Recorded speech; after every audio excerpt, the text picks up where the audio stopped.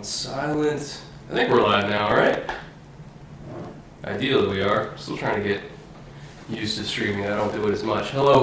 Welcome to everybody who was patiently waiting for the last 2.5 hours for this to start. Get my little tweet out there. Get more people in. How are you guys doing? Football's back. Obviously this is only the second game of preseason, not the first, but it is nice to start things off in the first full slate of preseason. Webcam mic is on. No way. Hold on. Did OBS fuck me? Audio input capture? No. How's that even possible?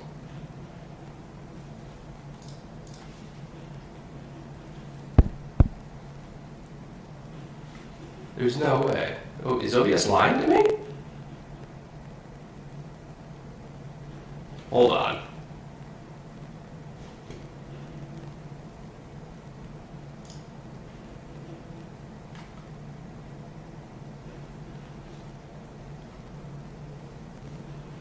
Let me mute that. How about that? Is everything good now? Were there two sources coming through at the same time?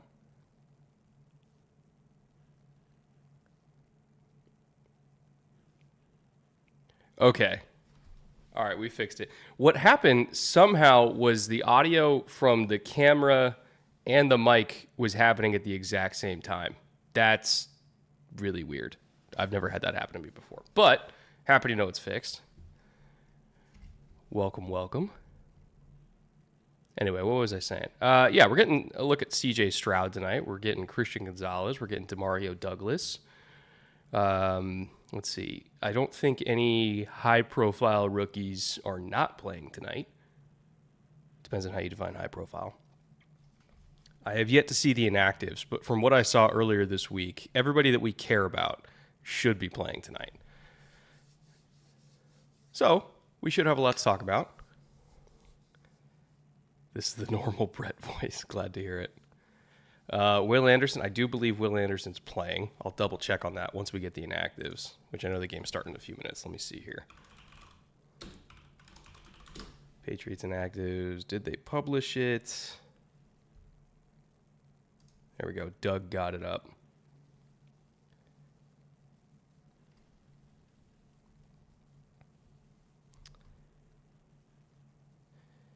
Cody Davis, Trey Flowers, and Onwenu are still in the pub. Okay, this is not really the list I was looking for. Frank Incarnato for $10. Thank you, Frank. Hey, Brett, here's some money because I got a new job today. Let's go. Congratulations. Starting the season off right. Question, has Bootleg considered making a podcast episode about things that have changed since each episode has aired? Just one total. We haven't talked about doing that, but I'm not opposed to it because we're going to have a few weeks during the preseason to do some preseason type episodes. So maybe like an overarching, like, here's stuff that has changed since, the NFC and AFC North, which is like 2 months ago at this point, injuries, depth chart changes, everything like that. That's an interesting idea.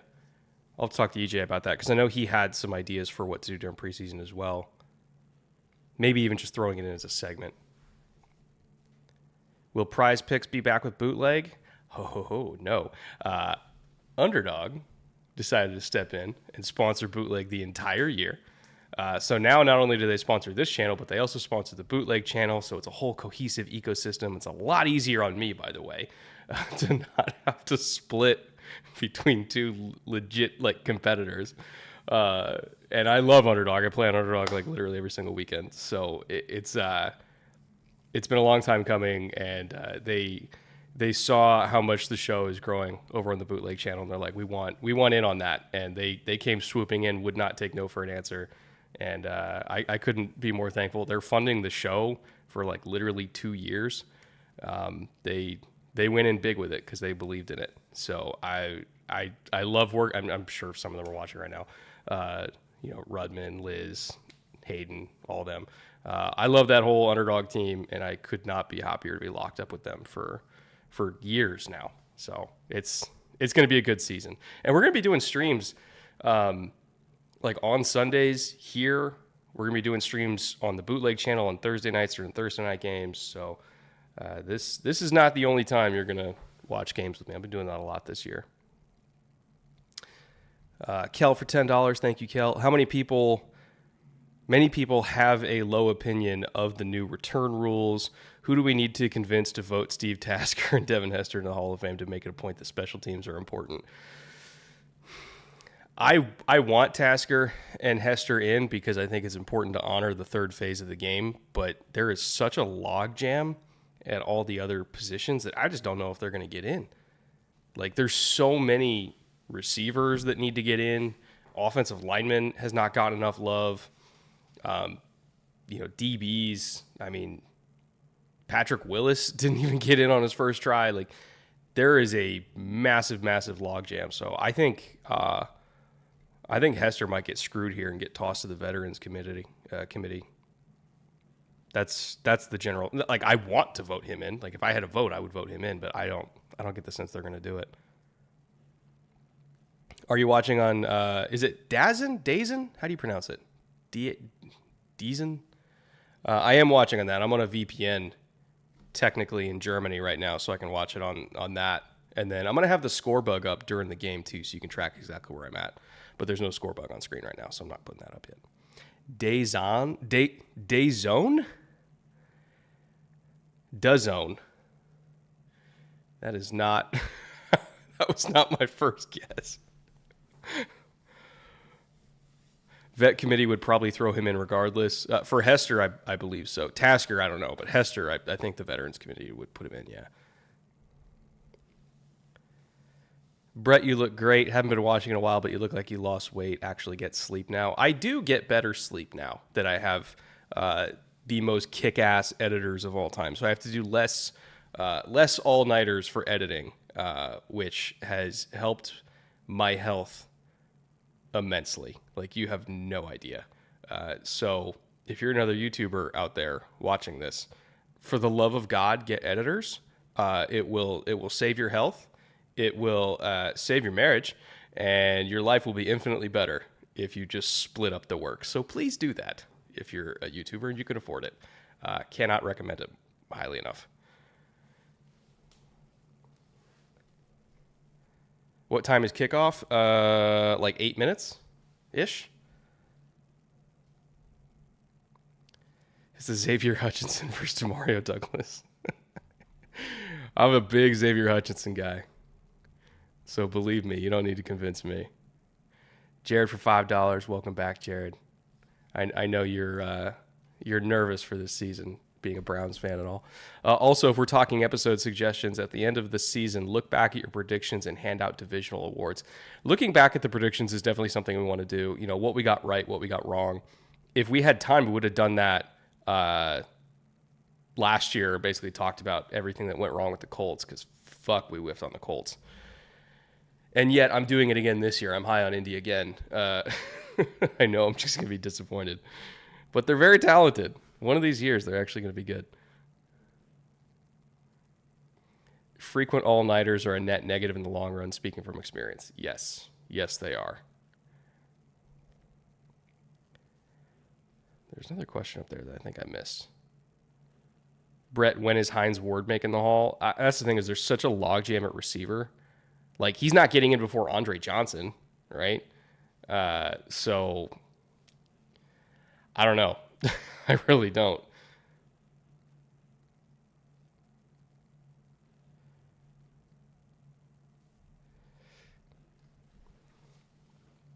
They were talented at the non-premium positions. Well, I don't know, because Hester, even though returner isn't considered a premium position, Devin Hester made returner a premium position. So, like, I would argue he should get in because he literally altered the odds of the sport by touching the ball 4 times in a game. Like, very few returners ever, like, other than Cordero Patterson, like, very few returners ever are his caliber.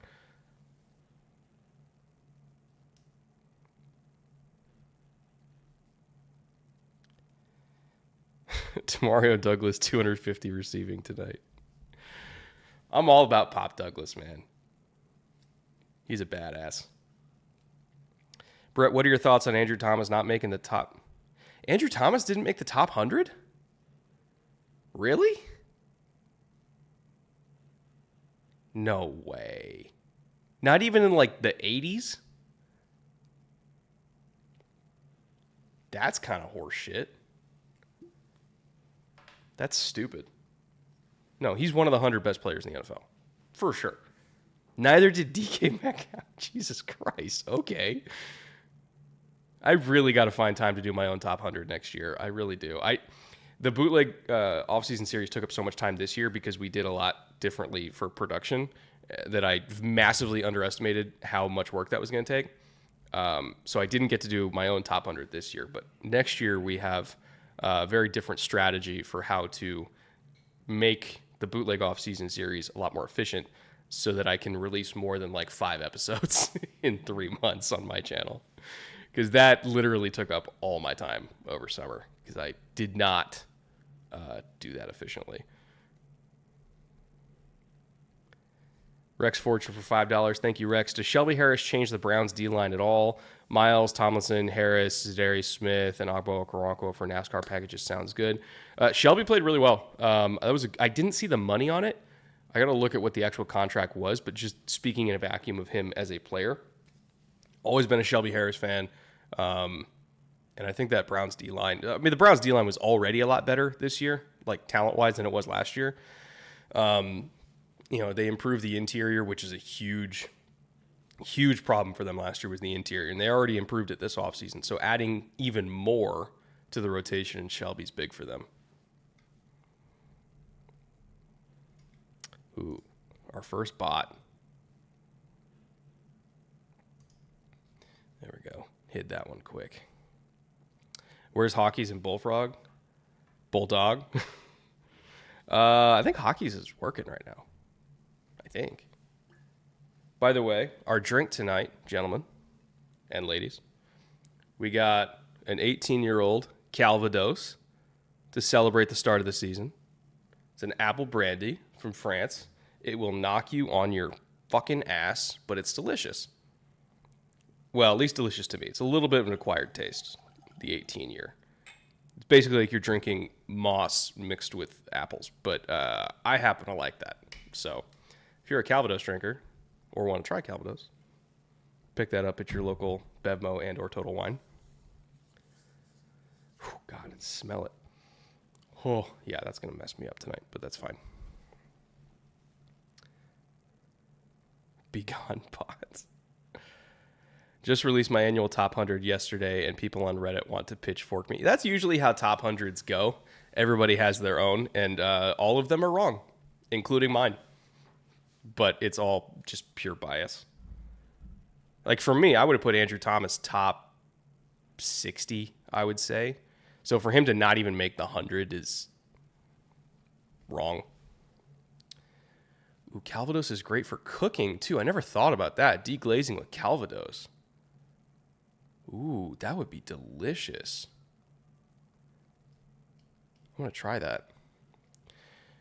All right, we're 2 minutes away from kickoff, I believe. Let me refresh mine just to make sure I'm up to date on it.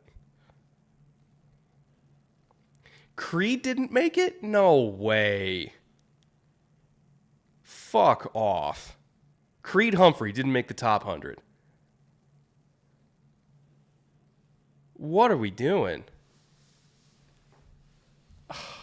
It's disgusting to me.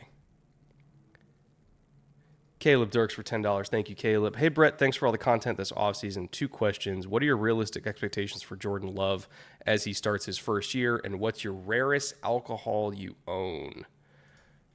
Hold on, let me smash this bot real quick. Rarest that I own, technically, is it easily accessible? Hold on. 1 second. I'm going to see if it's...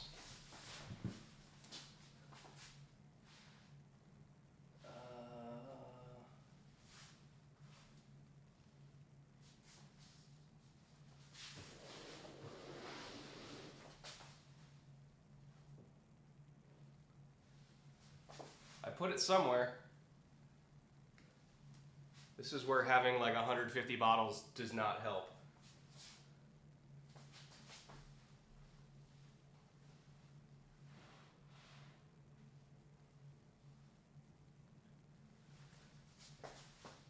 How did I lose a whole ass bottle of green chartreuse? Okay, well, it's in there somewhere. But I have a bottle of green chartreuse, which is not the most expensive, but it might end up being the rarest that I have because they stopped making it. Like the monks are severely cutting supply. So I'm going to try not to drink that too much because I don't know when I'm going to get another bottle of green chartreuse. It's somewhere in there. I don't know. I just like very shoddily threw this thing together recently. I gotta reorganize all my bottles. You can always get the absinthe back out. I'm not doing absinthe shots again. No way. Game started. All right. You guys are slightly ahead of me then. Because I'm still waiting for kickoff. I'm like 90 seconds behind, I think.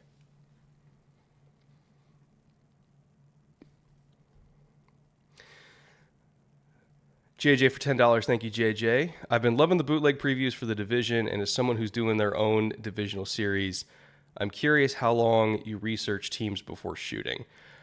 I think we did like a month of research and outlining and everything like that before we even started shooting.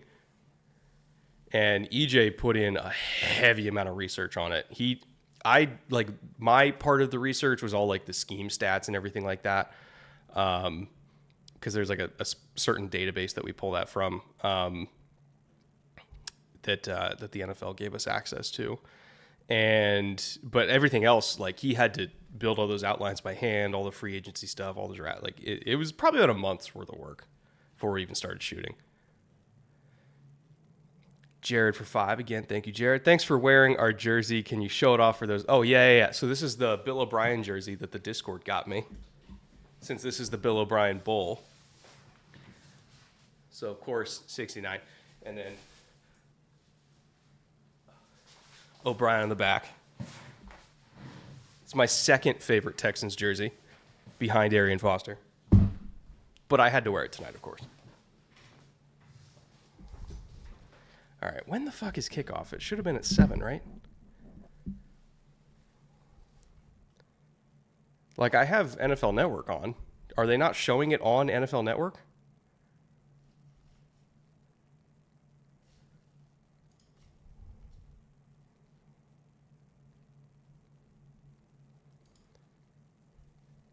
If any of you guys are on Disney... Okay, so it's a separate thing. God, why is this so fucking hard to do? Can't they just put it on one thing? All right, now we got the game.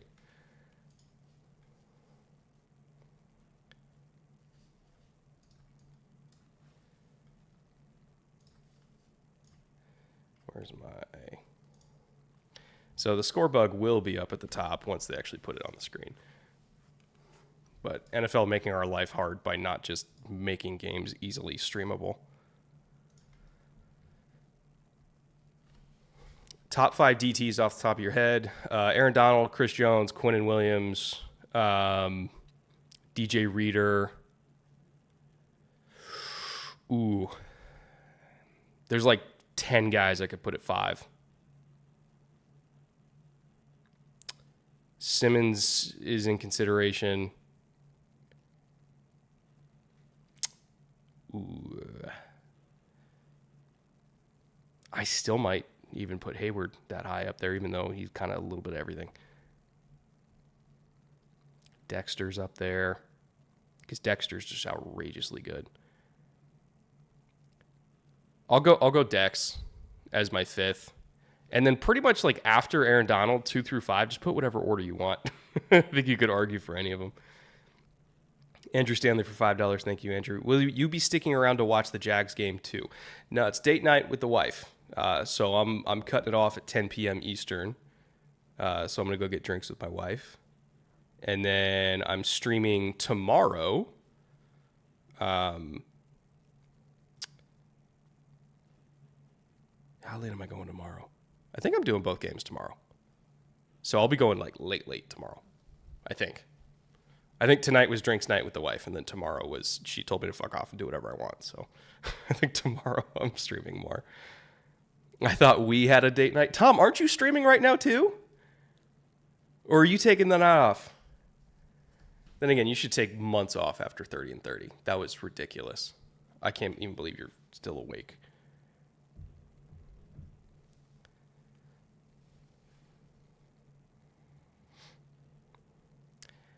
Streaming tomorrow for the Packers game. That makes sense.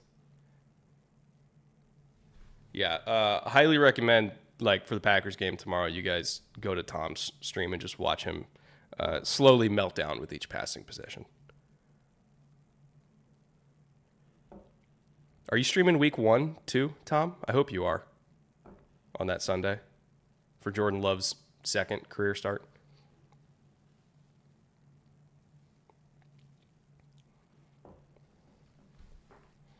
There we go. Here's kickoff.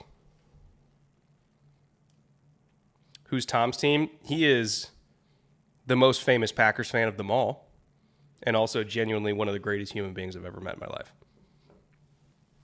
And you deserve the world, Tom. I want you to know that. Super DeMario time.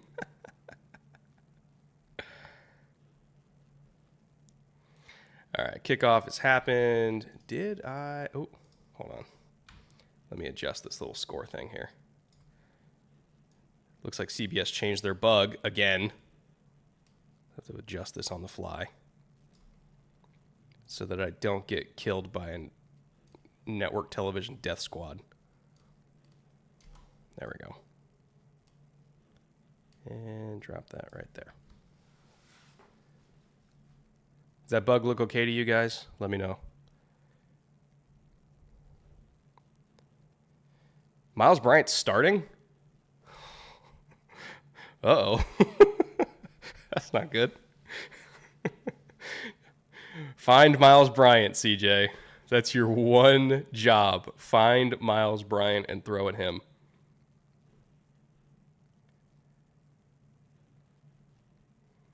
All right, nice little easy complete. Ooh, get off me. 10 yards.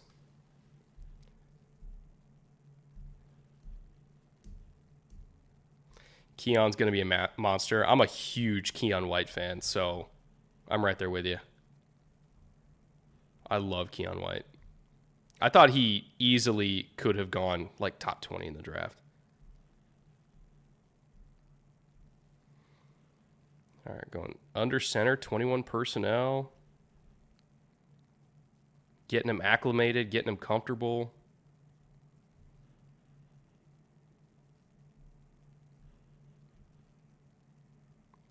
Maybe bump a pixel down off the top. All right, let me adjust it for you. All right, hopefully that fixed it.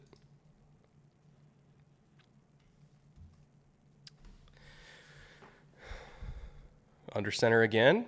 Still 21 person. Oh man, we're going big bodies. Oh, what a move. That should have been a tackle for loss all day. Who was that? Singletary? What a cut.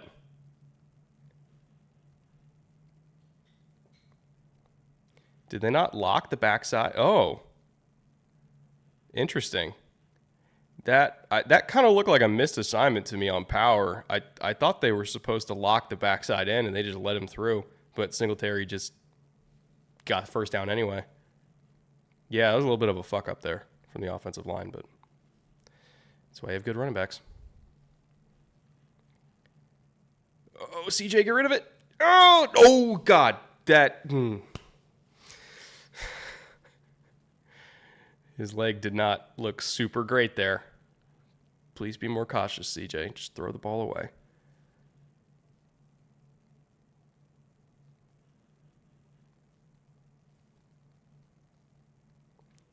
Yeah. Oh, God, how where you get tackled and dragged down from the jersey behind like that, and then they land on the back of your leg. Those are always the most dangerous tackles. Not that it's like intentionally trying to hurt him, but those always scare me. Oh, CJ. Oh, got out of it. Run out of bounds. All right. 3rd and, 11? Not a lot of things in the playbook for 3rd and 11. Is it me or is this Pat's mic bad? Like my mic? Or you mean like the in-game audio? How did you go from above football knowledge to amazing football knowledge, like knowing the advanced things? Making friends with coaches who have more football knowledge in their pinky than I do in my whole in my whole body. Football coaches like Coach Vass, Dan Casey. Ooh, 1 second. Oh, CJ. Oh no. All right, get the rookie mistakes out now. Live to die another day, dude. Like, oh, I'm gonna hate watching the All-22 for that one. That was too much dip on the chip. But football coaches that are friends of mine that I can pester with questions at all hours of the night have really been the biggest resource for me. All right, All-22. That looks like quarters, and then Mills just read it because there was only one threat. So he just broke on it because he was reading CJ's eyes. No bueno.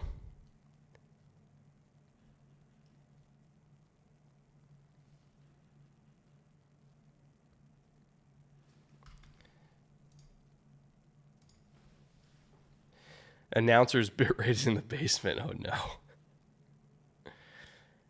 Yeah, on first look, I think that was either quarters or quarter half. I'd have to go back and look at it in more detail.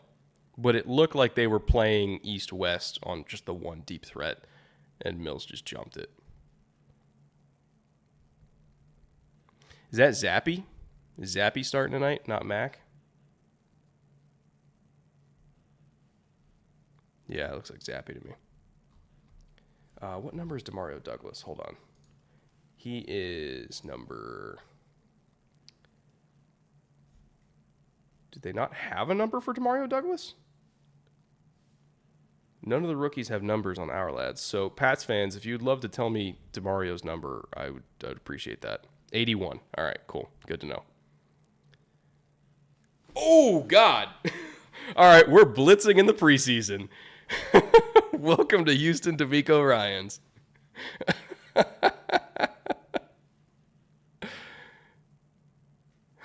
Oh, man. That was brutal. All right, Butte is 80. Pop is 81. Good to know.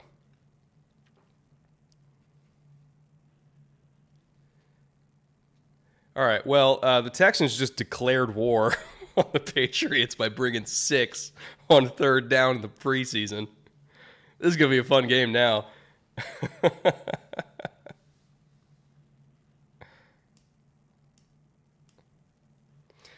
Can you explain quarter, nickel, dime? Well, quarters, some teams have a quarter package or a penny package.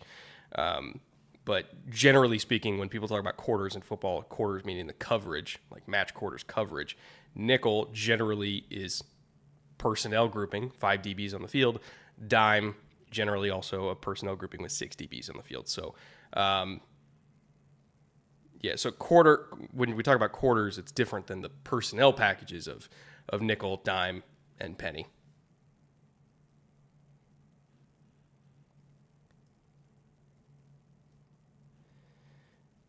What do you think the Texans' record will be this year? I have them winning 6. I think somewhere between, if I remember my ceiling and floor, it was somewhere between 6 and 9. Might have been 6 and 10. Like if everything went exactly correctly, they could win 10. but they'll probably end up somewhere around 7 or 8, showing improvement from last year. I don't expect them to max out because it's a very young team. They'll be mid-pack somewhere.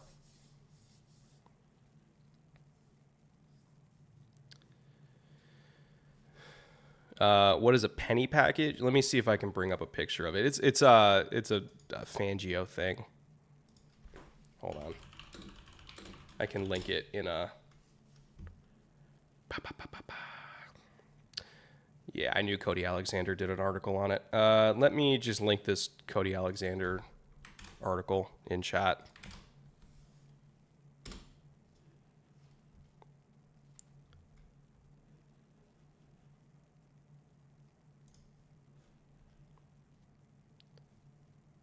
But it's like a 5-1 look. Actually, hold on. There's also this.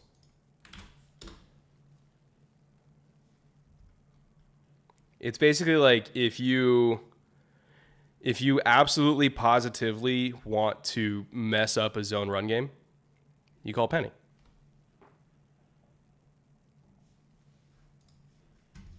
Especially if you have really good interior defensive linemen.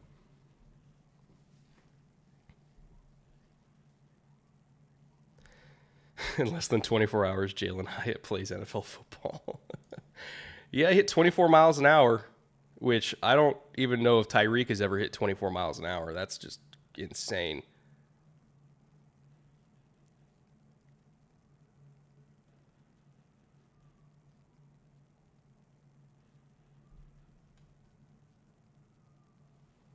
All right, kickoff again.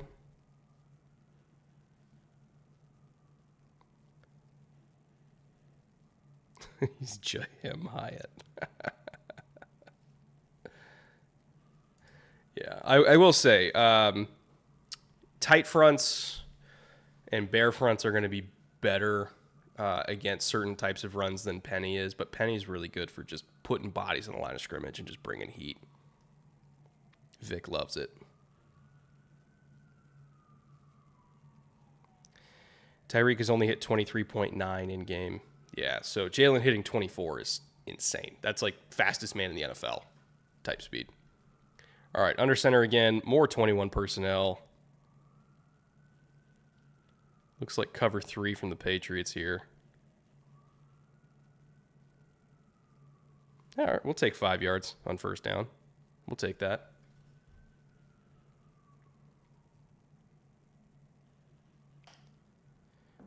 Are you from Houston? No, I'm not from Houston, but my dad lived in Houston for a long time when I was growing up. And I didn't really latch onto the California teams, so I latched onto the Texans in the early 2000s when they started up, because my dad lived in Houston when they started up. And then he moved to Chicago, and so I adopted the Bears as my NFC team, because I basically just wanted to support teams where my dad lived, pretty much. Singletary's got to bring that one in. I know he was going to get rocked, but still.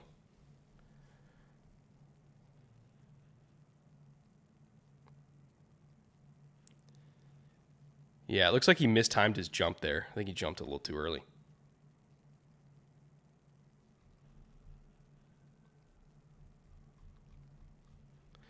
All right, 3rd and 5. Historically speaking, we're going to get man coverage from the Patriots here. So let's see how he handles it.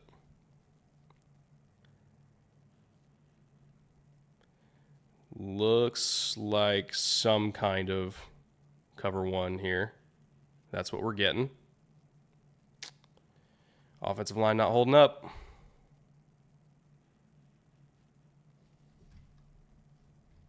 CJ didn't really have a shot there, let's be honest. Oh, roughing the pass. Oh, bailed out.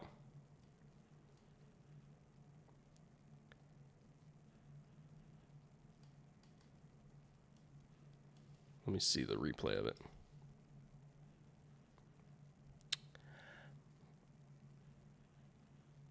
Is that roughing the passer?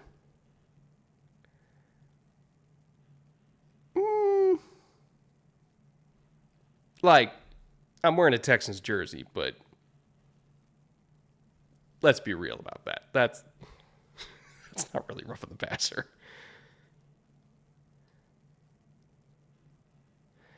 Yeah, Texans just got to keep trying to settle CJ down. He's been going through it so far.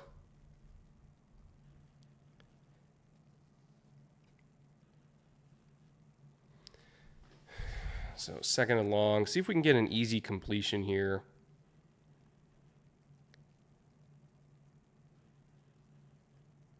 Patriots do love to call cover 2 in this particular down and distance. Based on the safeties, no, we're getting single high. Okay. Oh, CJ. Okay, completion. We'll take it. So what are we, 3rd and medium again? I would still expect another cover 1 look like we got last time. So if we can kind of spread things out, give him some space to work with, I think that will, help kind of simplify the picture a little bit, because if they're going to bring pressure, I would love to make them declare that they're bringing pressure by being super. Yeah, we're not really spread out here. Oh, now after the motion, we kind of are. All right, simplified picture.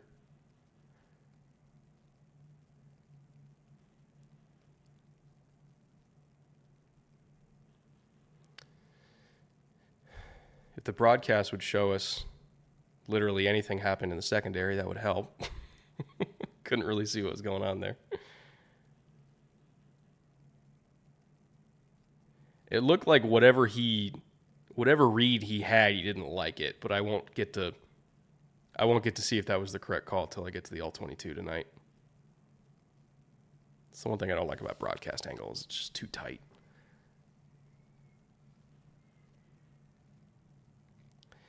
Andrew for $10. Do you see a resurgence of power coming with all the stuff coaches around the league have been doing to deal with the likes of Shanahan and his disciples? Yes, actually, especially with how much lighter defenses have gotten. Power has a tendency to isolate a 220-pound linebacker and a 315-pound guard, and that sounds like a good matchup to me. So power and counter, I would say, are going to be, especially, with the prevalence of all these defenses that like to put five or maybe even 6 bodies in the line of scrimmage and basically just like force you into not running outside zone. I would say power and counter are going to be big jump because of that. Just Incredible Fantasy. Thank you, Justin. Hey, Brett, I've been a fan for about 3 years. You break down football better than anybody. I need Nixon to get 26 yards for my parlay. Oh, my God. We're doing preseason parlays. Come on, guys.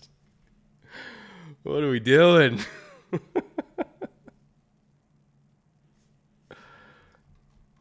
It's just asking for it.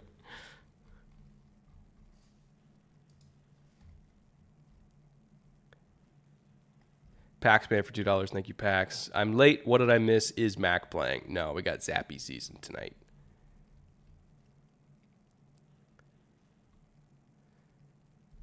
John Teltalia for $5. Thank you, John. Are you worried about the Bears' offensive line with all the reports of camp of them struggling?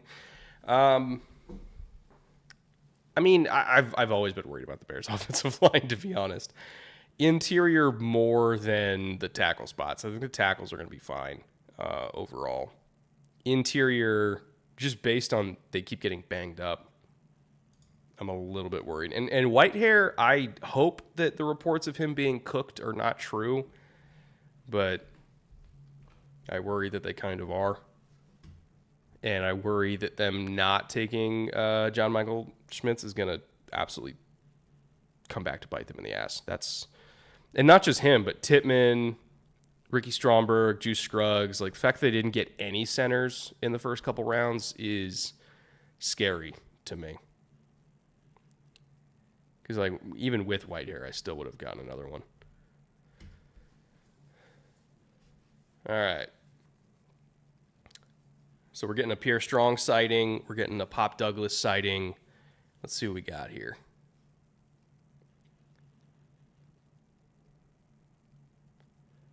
I think Butte is at the bottom of the screen there.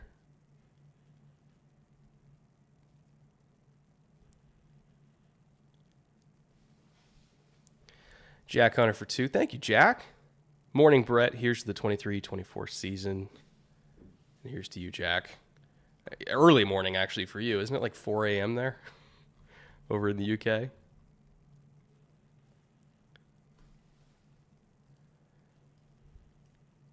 All right, 2nd and 7.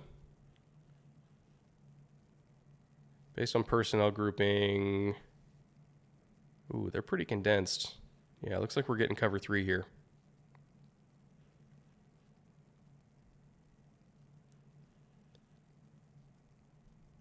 And we are running the ball again. That's a loss. Sets up 3rd and 8. If D'Amico is sticking to his tendencies from San Francisco, probably looking at either quarter, half, or cover 2 here based on offensive formation. If it's 2x2, we're probably getting cover 2. If it's 3x1, we're probably getting quarter, half, or half, quarter. We'll see what we got.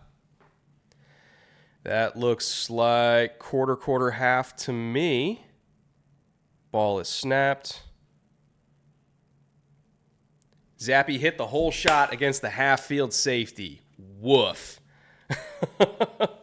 Saw it pre-snap. Safeties were 100% declaring quarter, half with quarters to the passing strength, half-field safety to the isolated receiver backside. Knew that if he was going to beat it, he had to hit the whole shot, and he fucking hit it. Also, the safety was late. But still, good throw. Petre was a little bit late. His eyes got caught inside. Great read, though. And he's rolling now. What a read. I think I might do a short on that. Well, good to know that D'Amico's tendencies are still holding over from San Francisco. We called that out pre-snap of like, we might see this, and O'Brien had a great call for that. Was that Tyquan Thornton that caught it? Good for him. All right, I think they converted that.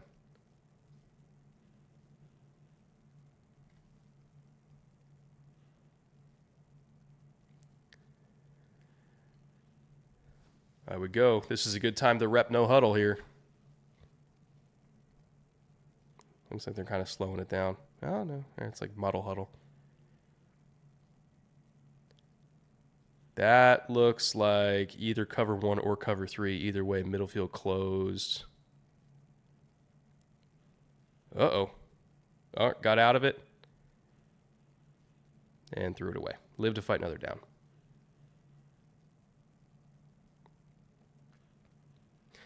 Zappe clears dirty Mac Jones. Oh, here we go. Is this the... Oh, this is the last snap. Okay. I thought they were showing the ball to Tyquan. Good coverage down the field, honestly. He didn't really have anywhere to go with it.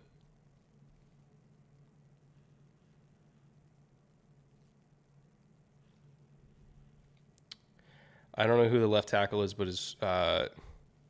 his first step is timed really well. Who is starting for them?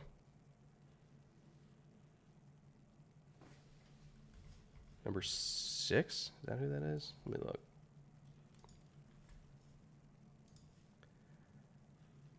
Is that Calvin Anderson? No. Who is that? McDermott? Connor McDermott? Okay. He's a big boy.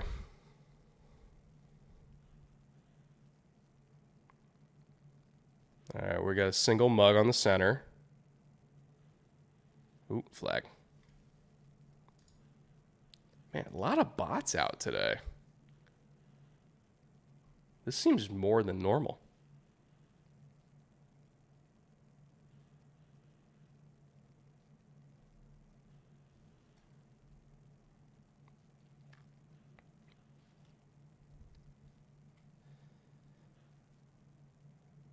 Zappy is fun, but Mac is clearly the better player. If I had to choose one just based on what we've seen so far, I would also go with Mac.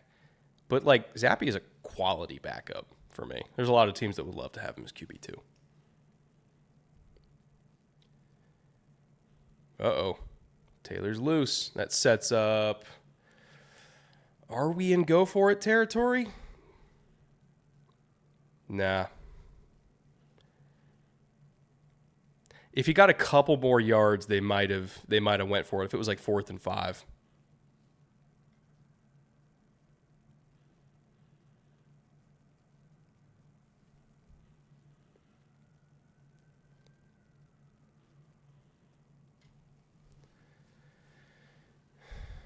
This is tough punt territory, though, to keep it from being a touchback. Let's see what he's got. All right, he kept it short. Good for him. That's honestly a tougher punt than you think, to not overshoot it and to just drop it right on the 10. That's not easy.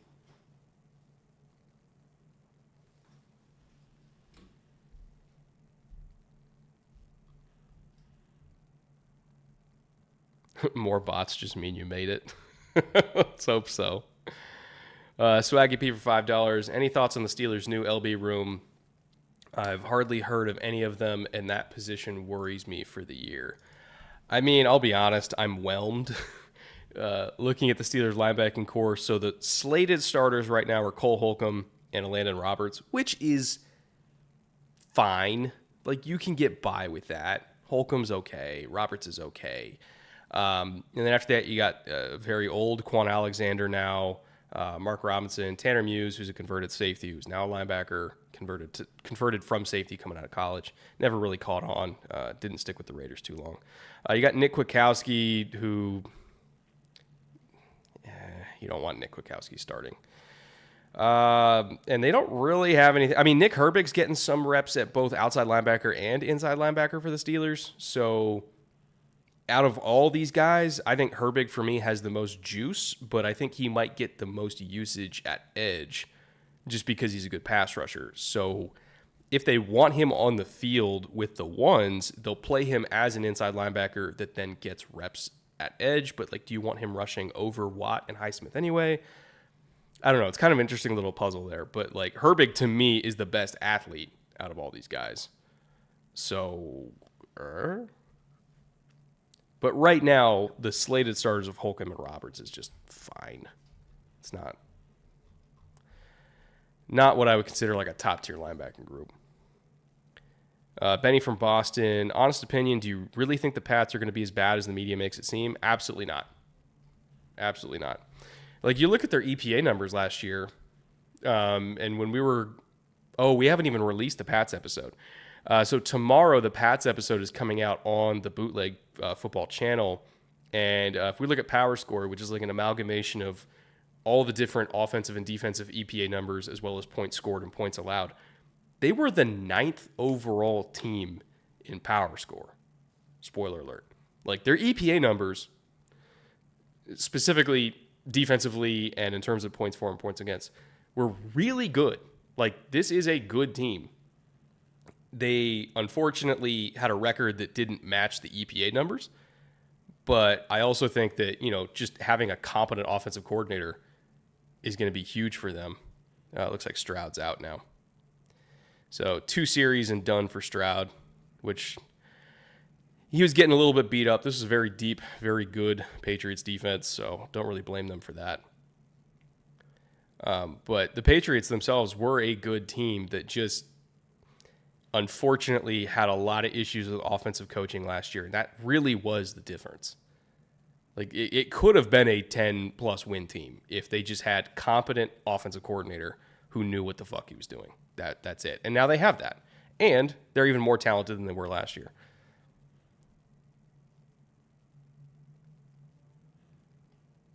Nice ball there. Question, why can't you show the game? Because I will get sued. That's the short answer. The anti-Vikings, literally in the episode we call that out. The Vikings were, oh, you didn't catch that. The Vikings were, what was it? 13-4, but if you look at their EPA numbers, they were like a very average football team who just happened to win some games that, like, statistically speaking, they should not have won. Patriots were the total opposite. They were a good football team that lost games they should not have lost. So all this, the Patriots are dead. Like, Patriots got nothing. You know, they're going to pick in the top 10. No, they're not. Like, the defense is insane. The offense should be better. They're going to be fine.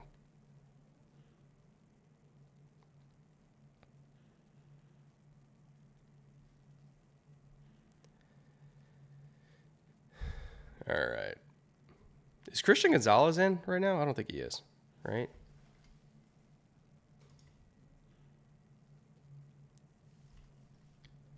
Like, I see Jack Jones, but I don't think I see Gonzalez.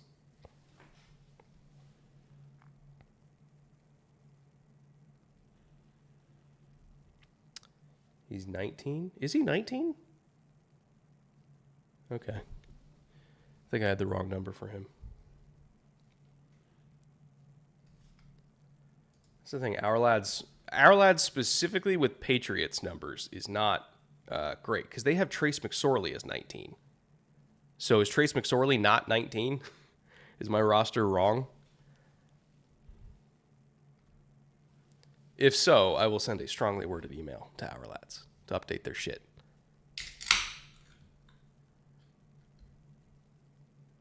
Both are 19? Oh, Jesus Christ. Okay. Sure. Doesn't make my job hard at all.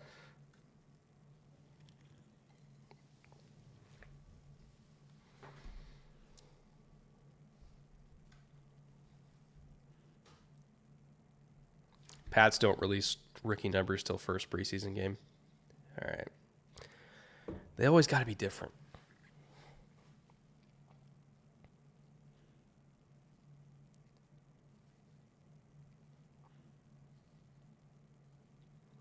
Houston's picking Marvin Harrison Jr. next year for sure. If they're that bad, which I don't think they will be. You could sell me on Arizona picking Marvin Jr. You could sell me on... Who else is going to be ass?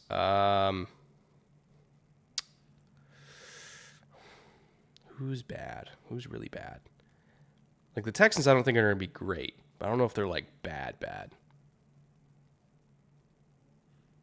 If things go south with Jimmy G, the Raiders could be bad. Like, really south with Jimmy G. Bucks could be bad. If we're staring down the barrel of Kyle Trask, Bucks could be bad.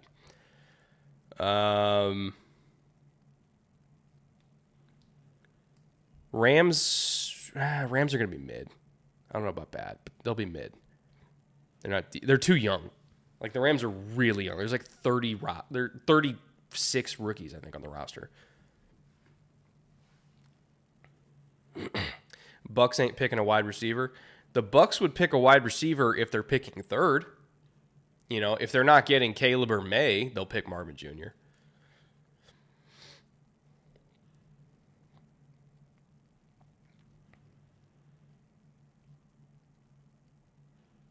If Love isn't good, the Packers might be terrible.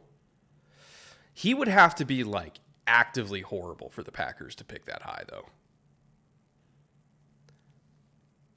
Because their run game is good. Their offensive line is good. Their defense, if they stay healthy on paper, should be good. But Jordan Love would have to be, like, miserably bad for the Packers to be a top 5 pick.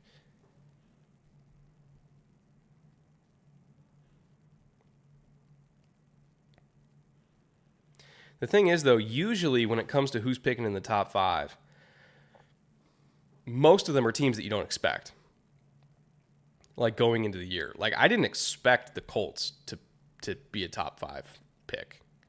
I didn't expect the Broncos to finish with a top 5 worst record.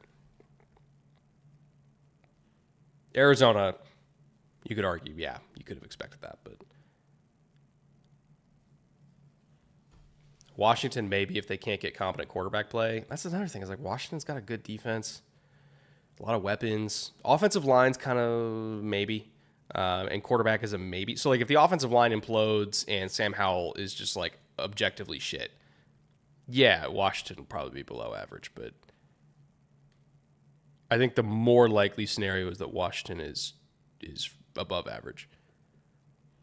Ooh, Davis Mills going for it all. Not pulled in. Okay.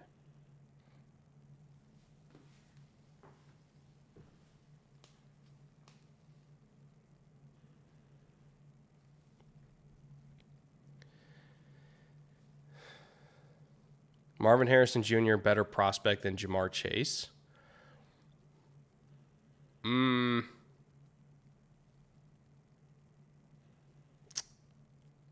Roughly equal, I would say. And that's a compliment to both. All right, 3rd and 20. Yeah, just call a draw. Get off the field. It's like we're not going to let Davis Mills get detonated on 3rd and 20. Call a draw.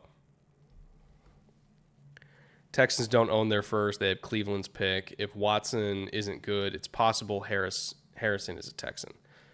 That would, again, require a very talented Browns team to get significant injury issues to me, because the Browns do have a lot of talent. So we'll see. I think the only teams that I'm like really confident in saying they're going to be bad is Arizona and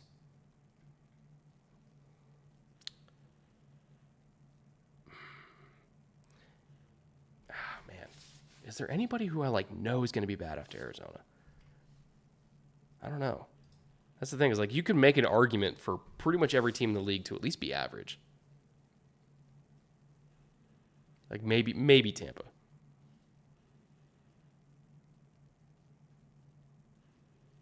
Now, it doesn't mean that every team will be average. It's more so like you could argue that the ceiling for a lot of teams is average, right?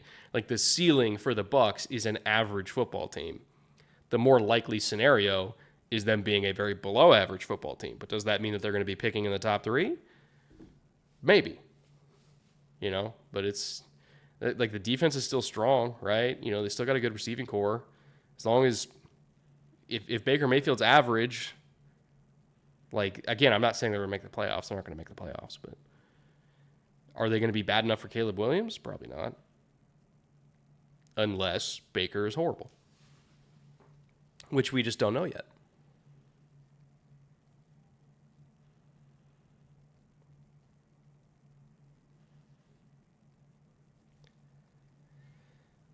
Tennessee.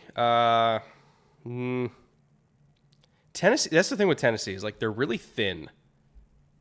Like the top layer, the top 22 for Tennessee is a good team. But they are really thin. Like if Tennessee gets into injury issues, they are going to be bad. But if they're remotely healthy, they're going to be just fine, right? Like that was a 7-3 ball club before injuries took them out last year. But again, they were thin last year too, which is why they really only started dropping games once they started getting hurt, because they didn't have the depth. And it's the same way this year. Like, that team is not deep at all. But the top layer, the top 22 players that are going to be on the field are good. So it's like, can you say that Tennessee's going to be bad just because you're assuming they're going to get hurt? I don't know.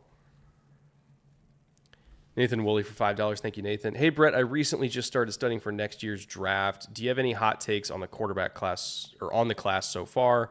Mine is Jordan Travis. FSU is QB3. I have not got to Travis yet. I have done work on Caleb, and he is everything. Everything that you've heard and more. And I've done a little bit of May, and I like May a lot. Super talented, great arm. I've looked at Marvin. He's incredible. I've looked at Bowers. He's amazing. There's that left tackle from Penn State is a fucking horse. Is it still Zappy in? Yeah, it looks like it's still Zappy.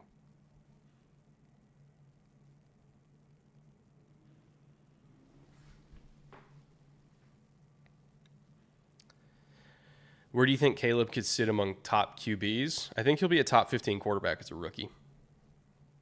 Like, truly. Unless he goes to, like, a really bad roster. Like, if he goes to Arizona, okay, fine. Yeah, it'll take some time. But if he goes to a remotely competent roster, Caleb Williams is going to be a top 15 quarterback in the NFL, like, day one. Quarters here on 2nd and 7. Throwing a little screen. Setting up 3rd and short. Oh! Penalty? Oh, it's a hold. All right. We're getting 2nd and very long then. Where do you live? I live in LA. The buildings you see in the background are LA.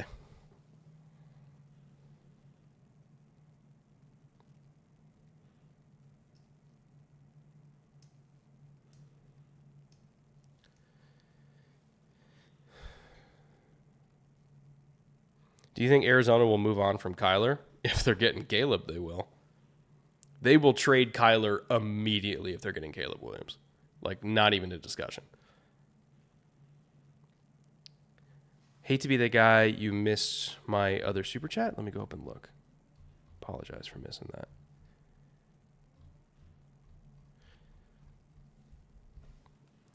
Third and short, and we're throwing. Oh, you got to get that. You can't go down that easy to an arm tackle, Pierre. Come on now. Come on, bud. You cannot go down that easy.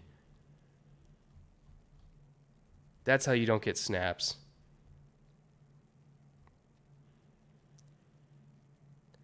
I can't seem to find that super chat. My chat on the YouTube doesn't seem to go back that far. Let me know what it was. You don't pay for it again, but just let me know what it was. AJ for $5. On paper, how good can the 49ers front four be? Ridiculous. Like, you have Bosa and Hargrave on the same. Oh, God, he shanked that. Never mind. Got a better bounce than I thought he would. Really good bounce. Didn't come off the foot well, but he got a great bounce. Yeah, you got Bosa and Hargrave on the same line. It's deep. They did lose some guys, like Charles Omenihu is a loss, obviously. But you still got Armstead. Like, it's one of the top 3 defensive lines in the league, 100%. No doubter.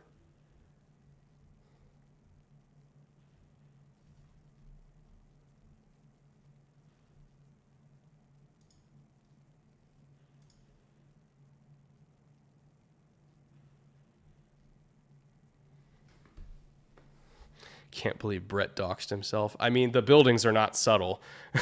It's not hard to figure out what city I'm in. I work for the Chargers, for God's sake. Where do you think I live?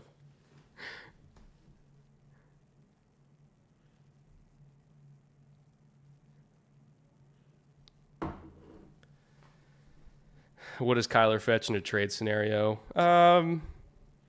Probably a first and then like a conditional second that can be a first based on like playoff berths and stuff. Because, like, again, he's still like a starting caliber quarterback. Those are going to be expensive, even with the contract. So, like, for a desperate team that is not getting Caleb or not getting May, but still needs a quarterback, like if the Raiders are picking at like 8 and they have no shot, like, yeah, they would pay for Kyler. But it would be conditional, right, based on playoff and shit. Because at the end of the, like, they are paying a lot of money too, so.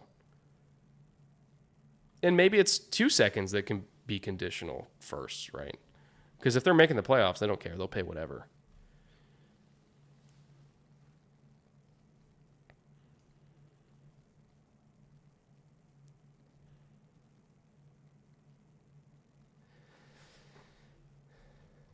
I'm trying to find that super chat that I missed.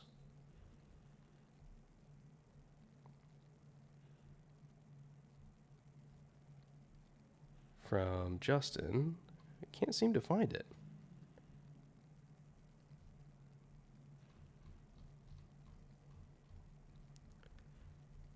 No name for $5. Heading to Denver to see the Raiders play week 1. Can you recall any must-try food options from any of your trips there? I'll be honest. Every time I go to Denver, I get crippling migraines, so I have no positive memories from the food in Denver. Generally, when I go to Colorado, the altitude fucks me up so much that I have to get out of the state as soon as humanly possible. So It's unfortunate because I hear Denver's great, but I am not built for that. Not built for it at all. Ooh, nice run here. Who was that? 22? Who was that? Oh, it's Mike Boone. I didn't realize he was still kicking around.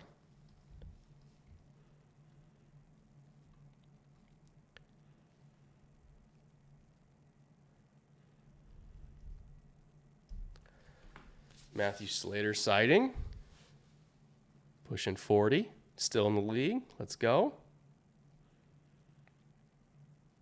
God, Mike Boone is running his ass off right now.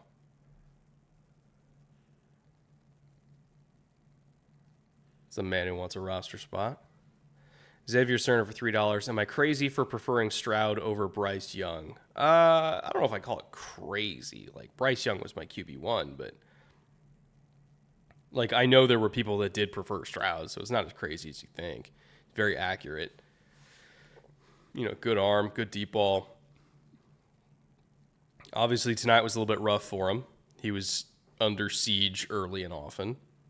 But, you know, it's his first game. It's an elite defense. What do you really want? They're just trying to get him reps to learn how to not panic.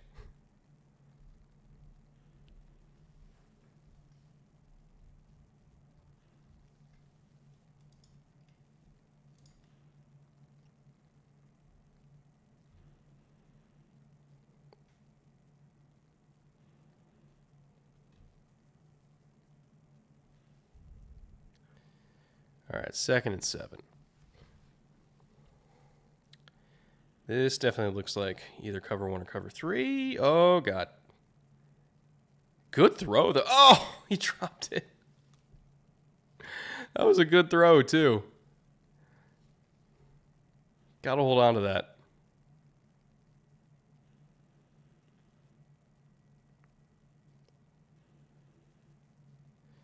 Crossbody throw with somebody in his face, layering it over. Ooh, actually, he might have taken enough steps to rule that a fumble, not a drop. I would look at that. That might warrant a review. Okay, looks like they did rule it a fumble. All right, good to know.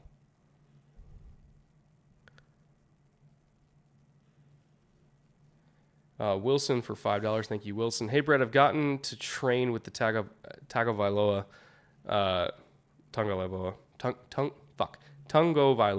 family, and they're such amazing people, and I'm a big Tua believer, even as a non-Dolphins fan. Yeah, I mean, Tua, as a dude, I've never heard anybody say anything bad about Tua. Genuinely nice human, cares a lot about people, hard worker, great leader, all that stuff. He and his family seem pretty dope.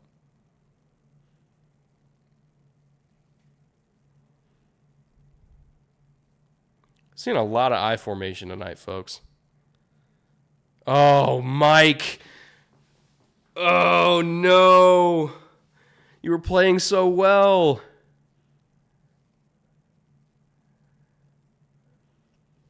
Wait, no, that wasn't Boone. That was Dare Ogunbowale. Oh, no. Rough.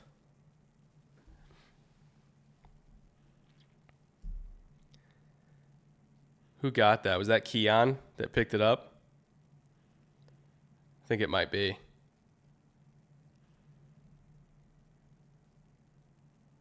Good play. Good play. Just tying up Dare with his arm so he couldn't recover it. Heady play.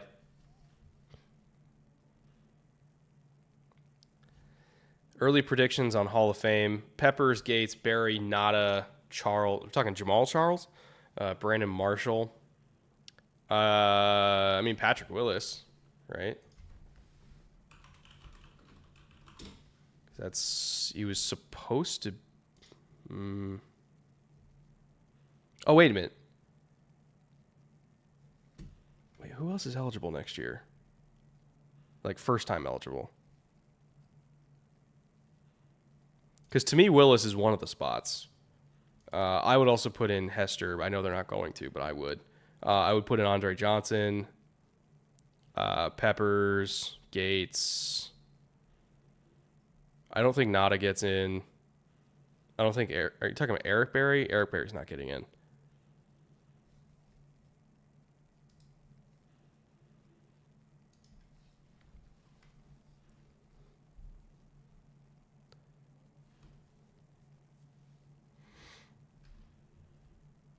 Safeties have trouble getting in. Will Berry make it? No.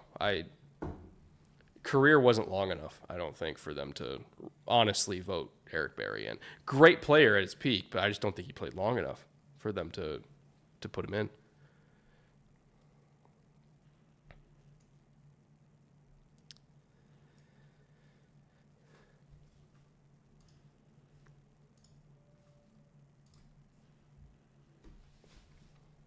By the way, if you notice, over on this side of the screen, I haven't actually done it yet because the game's been going on. We have season-long pick'ems over on Underdog. So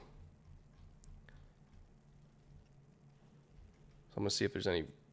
Yeah, these numbers kind of change every single day. See if there's any good values here. Oh, they're showing the fumble. That was Keon coming off the edge, right? 99. God, he moves so different. He's such a freak.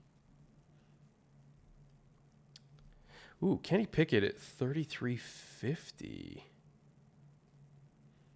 How are we feeling, Chad? At Kenny Pickett for the season, higher or lower 33.50? That seems higher. At least I would go higher on that. Oh, Fields, this one's still egregious. Going higher on passing.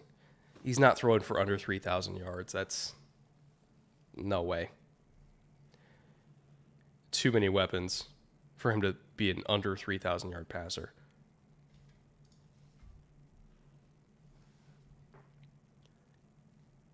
Zappy's still in. Is he playing the whole first half?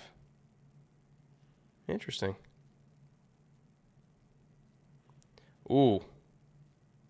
Big TFL. Somebody fucked up. Texans offense looks horrible. I hope that's not what's to come for the regular season. I don't think they have a lot of their starters in, or like even in the first couple series, I don't think they had every starter in. Plus, remember, the Patriots defense is like insane. Bryce under 3,400. That's bold.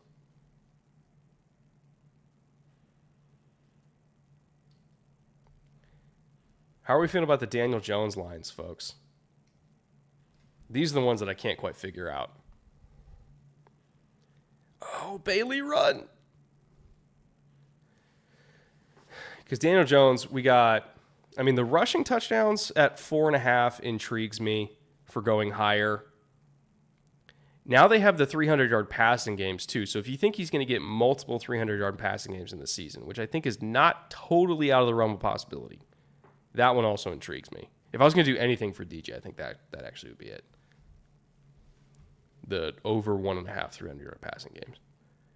Because, like, you just need Jalen Hyatt to be a superhero for, like, 2 weeks out of the year, and you're fine, right? And then, oh, where's my, yeah, here, hold on. Where's the Calvin Ridley one? Here it is. Oh, they bumped it up to 925. Calvin Ridley was at like 870 yards for a long time, and then we just kept going on higher, filling out all these slips, and I think they finally nudged it up to 925. I'm still going to go higher, though. Like, he's still going to be over 1,000 yards this year. So that's 4.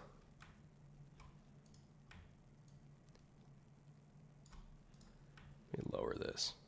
Shrink that. Shrink this.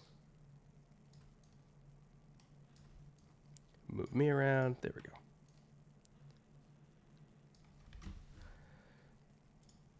So we need one more.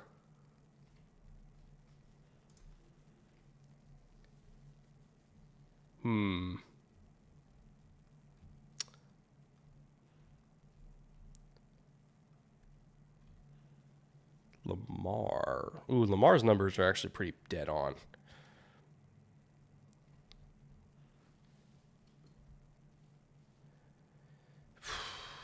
Where's that Anthony Richardson number, actually? Because Anthony Richardson was at something outrageous. Oh, they took the Richardson one down. I'm going to complain about that. The Richardson one was like 2,700 yards for the season. That one legitimately upset me.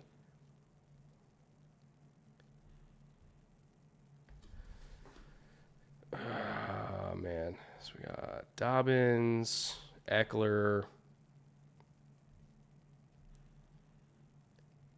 David Montgomery. Oh, David Montgomery over on rushing touchdowns for sure. He's going to be the new Jamal Williams. All right, so that's my 5. I think I'm going to go insured on it, though. So I just need to hit 4 out of 5. And that way, it'll still pay out like 10x. So I'll just put $20 on it. So if I get 4 out of 5, I get $200. It's not bad. But before I do, chat, let me know how you feel about these. Again, we got Kenny Pickett higher than 3,350.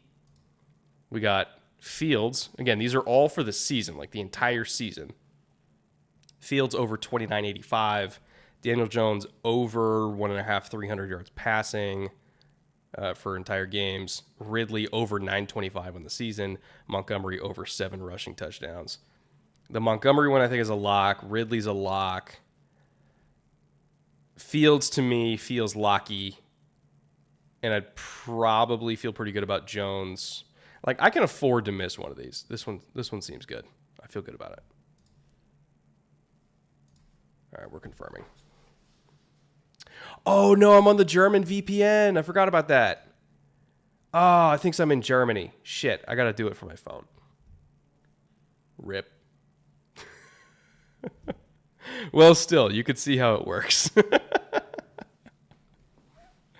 going to be a lot easier to do it during the season when I can just do YouTube TV for the games instead of this day zone stuff. All right, Mills back on the board, or back on the field. Well, I'm just going to do that one from my phone because it is like legitimately a good number for all these.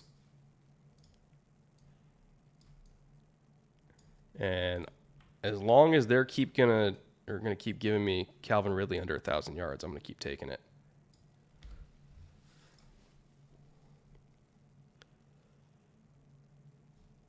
Verboten.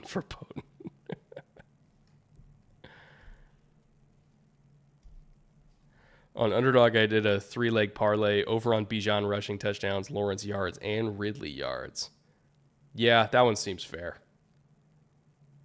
Again, the Calvin Ridley number is just egregious. Like every single slip I have Calvin Ridley over.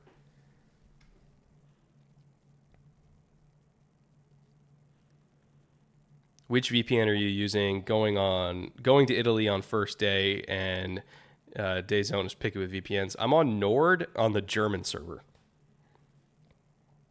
That's what I've used the last few years to watch live games.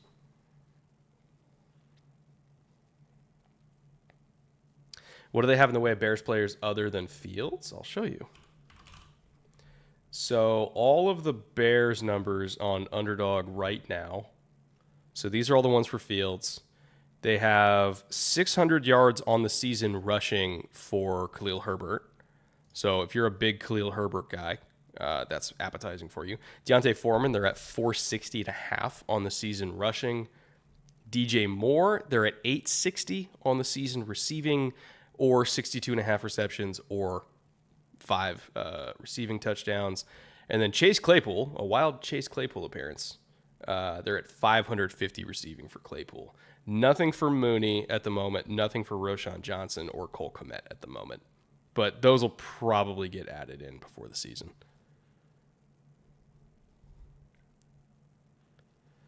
So if any of these numbers seem appealing to you, by the way, and you're interested in doing season-long pick'ems, again, at the link in the description below is where you can find Underdog Fantasy. Use my promo code Brett. They'll match your deposit up to $100. Now's the best time to do the season-long pick'ems, obviously, because it's before the season. And I happen to have a lot of fun with them. And then you can also do pick'ems like weekly, individual Sundays or individual games even. I just happen to be doing a lot of season-long ones right now just because I tend to get pretty good values on the season-long. Oh, my God, another drop. It's preseason. Got to remind myself, it's preseason.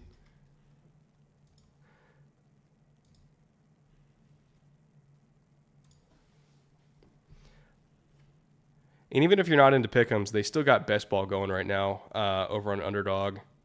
It's a $15 million prize pool, by the way, this year for Best Ball Mania 4. Like literally the biggest fantasy prize pool ever. So if you like best ball leagues, get in on that. Again, get up to 100 extra free dollars using the promo code, which is 4 free entries basically for Best Ball Mania. It's kind of a weird punt. Did you guys see that kind of hitch before he punted it? I don't know if he meant to do that. YouTube TV isn't working for me, says the stream isn't available in my area. I don't know if YouTube TV has preseason. I'm specifically using what is formerly known as Game Pass. Now it's on DAZN, or DAZN. And then I use a VPN to pretend like I'm in Germany so that I can use that to watch live games. During the regular season, though, I'll just use YouTube TV because that's easier for me.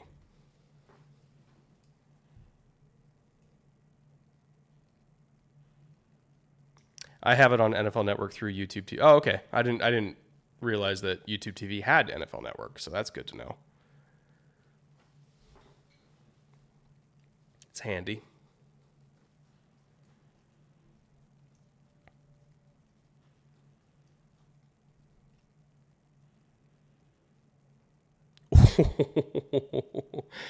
Sure, let's just throw our tight end into a hang corner and have him get his ribs torn to pieces. Good plan.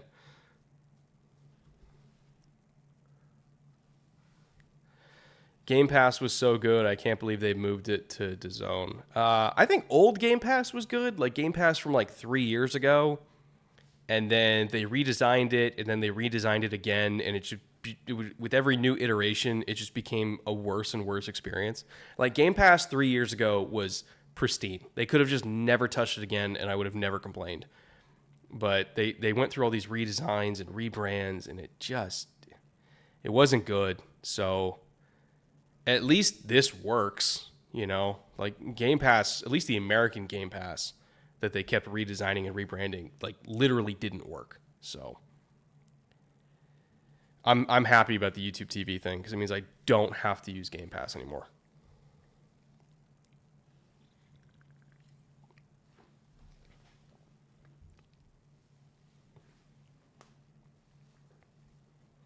A little bit of a punt fest so far. 3-0 in the first half is not what I'd hoped for when we did this stream. Hopefully we get a singular good offensive play. It would be nice. I choose to believe that the Texans just have an elite defense. How about that?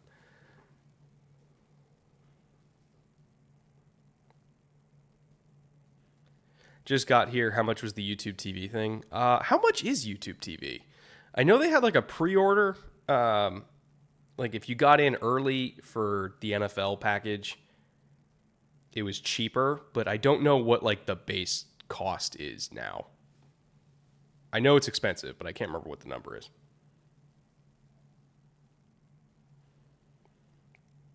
God, Calvados is so good. All right, 1st and 10 here. Middle field open. Looks like quarters. Okay, I can promise you the coverage was not drawn up to allow a slant for 30 yards. So somebody messed up. Somebody definitely messed up.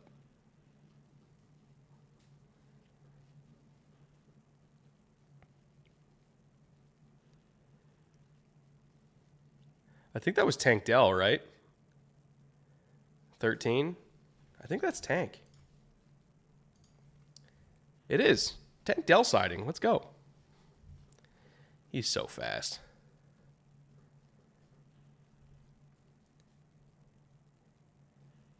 All right. Dare is having a rough night. He just looks like he's constantly about to fall over. Got to get him some new spikes for the second half. He's struggling. Tank Dell looks bigger than I thought he would. I knew he was going to put on weight over the offseason because, like, it would be medically not a good decision to play at 166 in the NFL. So I figured he would get somewhere into the low 170s. I have to assume he's around there now. Ideally, if he can eventually get up to the high 170s, that would be amazing just to give him some body armor. Because that's the thing. Like, I love him as a route runner. He's a good, like, legitimately good receiver prospect. I was just so worried that he was going to get hit and folded at his weight. So the more weight he puts on, the better.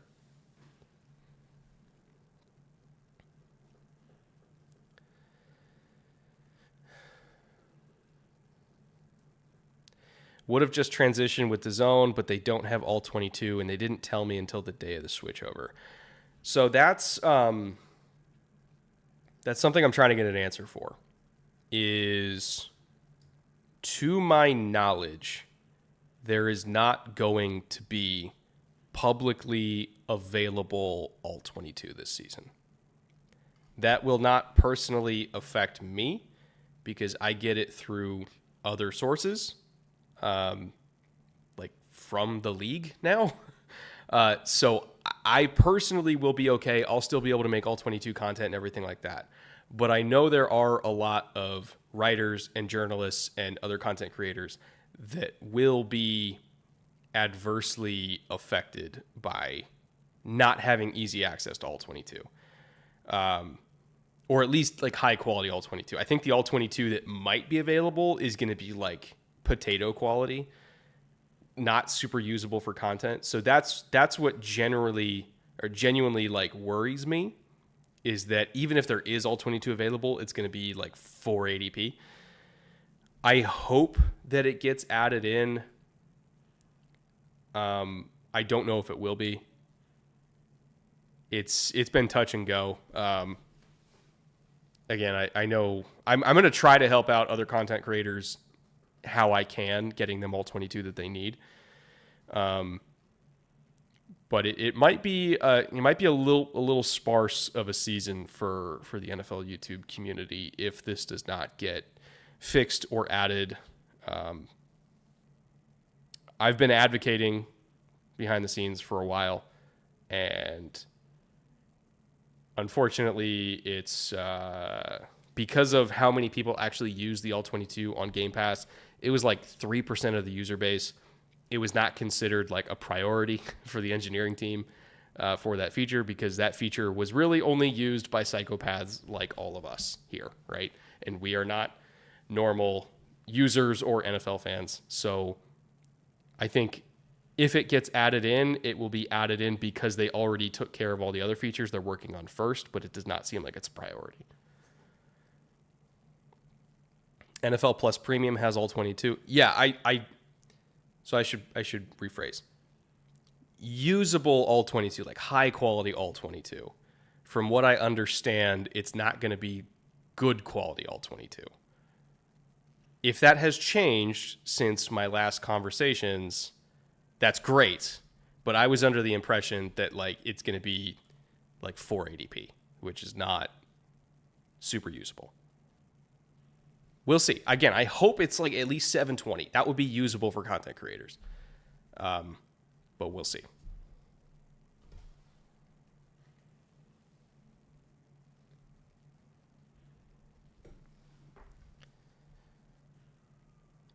I know the people that I talk to at NFL want creators to have all 22. Like they genuinely do. This is not it's not their fault. It's more so there's limited resources in terms of building out the apps and everything like that, and they're prioritizing their resources on stuff that more than 3% of the user base uses, which I understand, but it's also tough. Another Tank Dell sighting. Tough man to cover.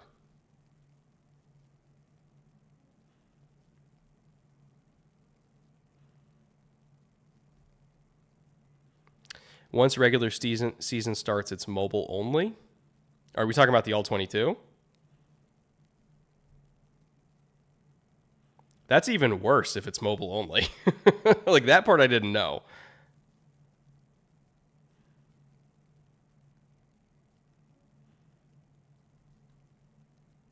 Like, that would be even worse. Truly.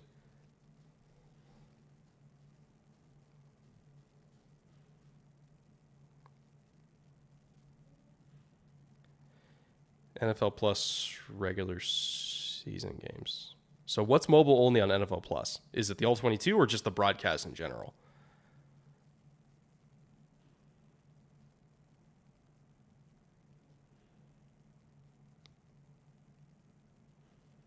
You can't even pause the All... Oh, my God.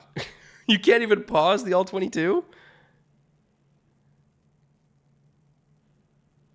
What? How is that even possible?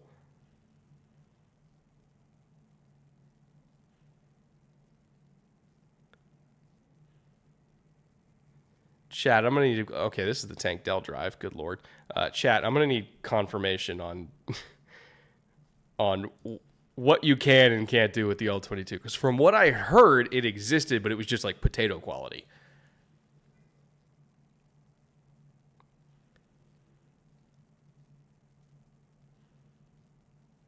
NFL Plus premium tier says it offers All-22 for TV, phone, PC, and tablet. Okay. That's good.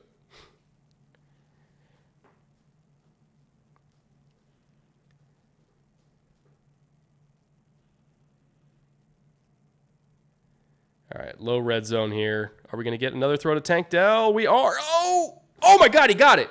Did he get it? Holy shit. He caught that?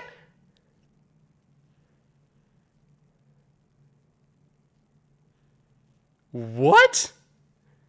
Hold on, replay. All right, so he lost it. Was he out of bounds? Oh, he had possession. Oh my God, he had possession. No way.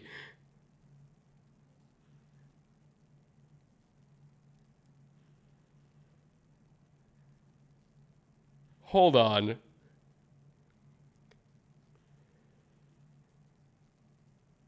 Right there, he had possession. That's some Madden physics bullshit. Don't tell me Madden's not realistic. What in the world?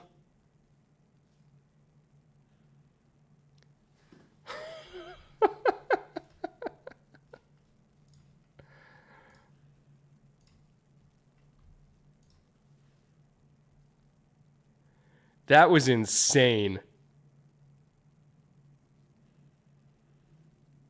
What a catch by Tank Dell. What a bad non-catch catch by Tank Dell.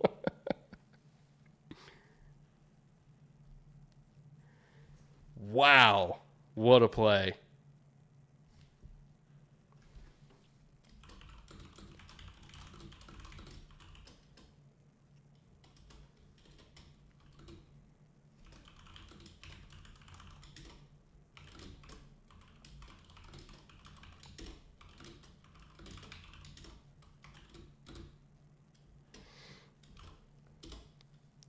That was absolutely insane, chat.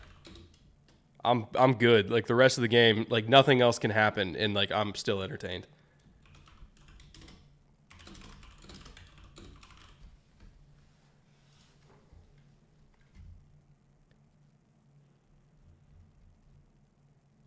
Is Tank Dell the number one in Houston? That whole drive was literally just him.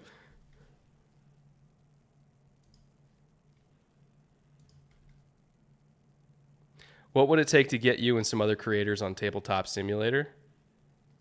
Are you talking like Warhammer? We're talking like 40K action?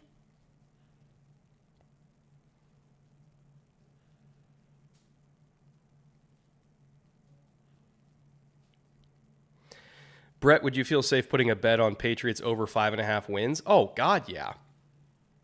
You kidding me? Again, we talked about it earlier. Like, you look at the EPA numbers for New England last year, they were the 9th rated team in the NFL across EPA. Like, they're not winning less than 6 games, guys. Come on now. Yeah. Are we running another play here? And we're just running out the clock. Kevin Bombagnum for $50. Thank you, Kevin. Very much appreciated. Thoughts on Mike Vrabel going to the head coach giving the head coach reins to Terrell Williams, and can this idea catch on to other teams for evaluating head coaching prospects in the NFL? Anyway, keep up the good work. I hope that it catches on, because especially defensive line coaches that don't get coordinator experience very rarely ever get head coaching, pretty much never get head coaching consideration, right? But just because you're a defensive line coach doesn't mean you can't be a head coach, right? Because a lot of head coaching comes down to how do you handle people, how do you handle the macro of running an organization, right? There's a lot of position coaches that could do that just fine. They could probably do it better than a lot of coordinators, but they don't get consideration for the role because they're not coordinators. And even then, like, it's even harder for defensive position coaches, let alone offensive position coaches. Like, quarterbacks coaches are generally going to be on the fast track for head coaches rather than a D-line coach. So Vrabel giving Terrell Williams this opportunity is huge, right? Because it gives him a chance to show what he can do as a head coach on the sidelines, calling the shots, managing a game, everything like that.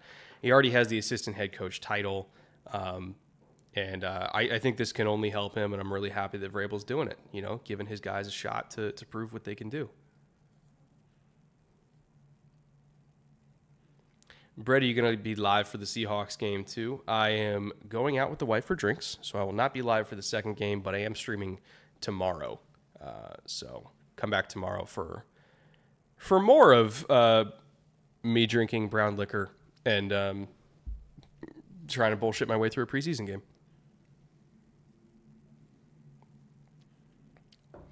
I imagine it's also good practice in case Vrabel misses a game for some reason.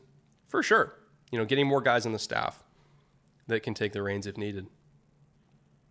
Pats fan raid. Hi, Brett. Thank you, Alan. Appreciate it.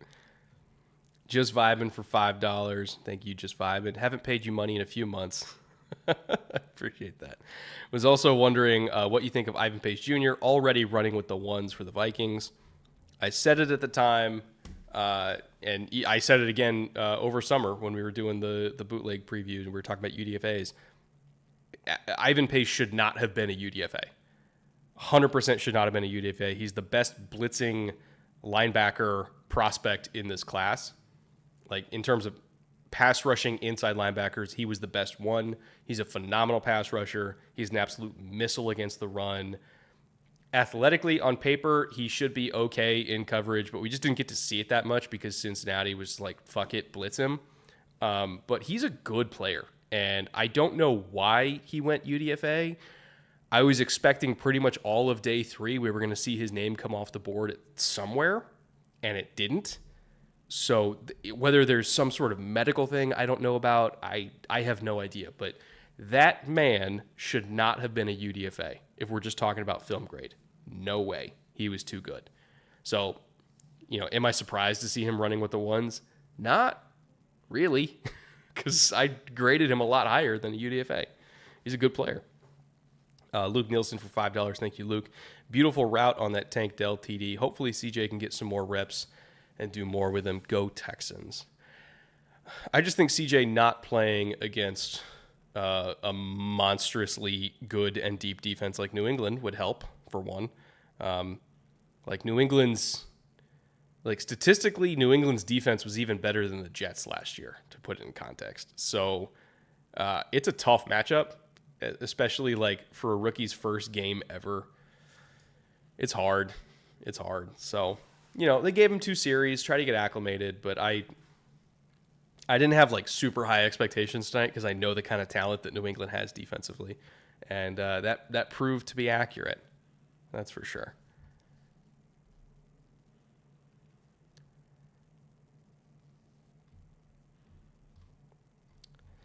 Let's see, what else did I miss here, super chat wise?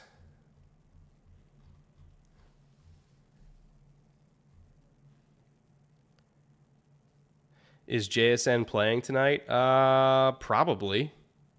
Probably, I would imagine so. When I was up at Seahawks camp last week, he was killing people, by the way. JSN is good. Like, really, really good.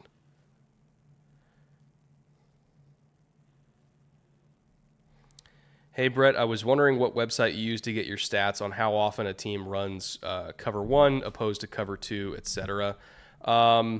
I get it from PFF, but not the normal PFF. I get it from a different version of PFF that I got access to due to my partnerships with the league. And it's the type of PFF that people don't realize like actually is the PFF business model. Like it's what they actually make their money on. And it's the one that all the teams subscribe to.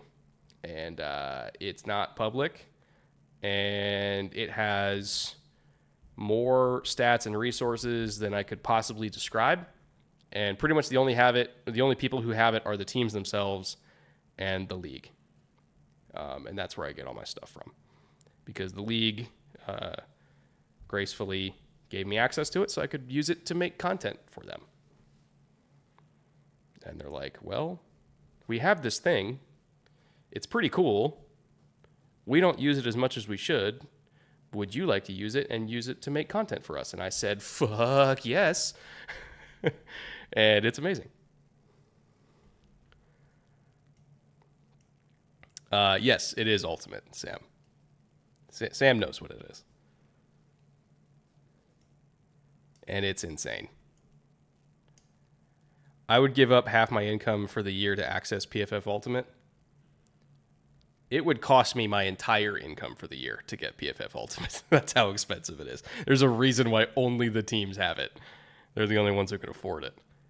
I am not one of the people who can afford it.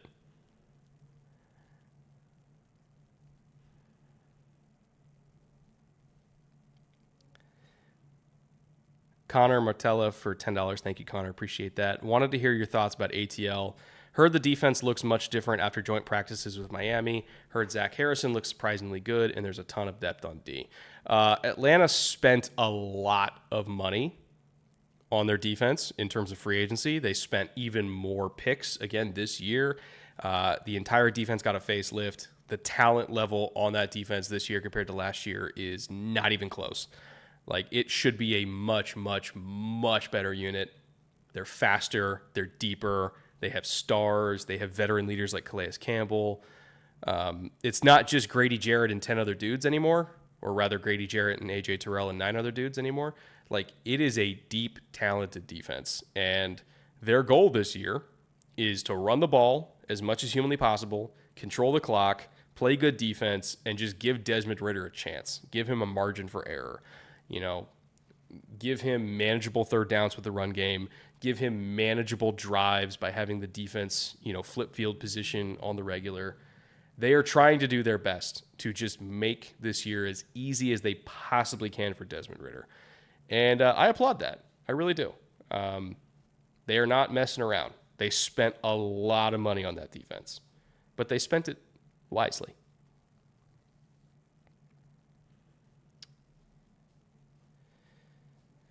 If the NFL keeps effing me over, you might have to hook me up with that good all-22, Brett. Yeah. Believe me, I've been trying to figure out how to make the NFL YouTube community not hurt this season, because right now they're on track to hurt a lot with how the all-22 is being handled. And I don't really have the answers right now, but I'm working on it. I'm trying to figure out the best way to make sure that they all get to continue to make content, because they all make great content, and I think all of them should be able to make the content they want to make. But right now, the publicly available resources are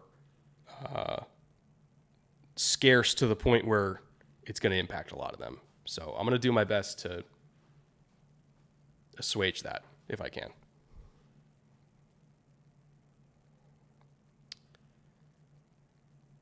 Any bourbon recommendations for about $30? Let's see. What's still $30? Is Buffalo Trace still about 30-ish? It was the last time I got a bottle. Let me see. What does Buffalo Trace cost now? I know Eagle Rare is like tripled in price over the last 5 years. Let me see what Buffalo Trace is.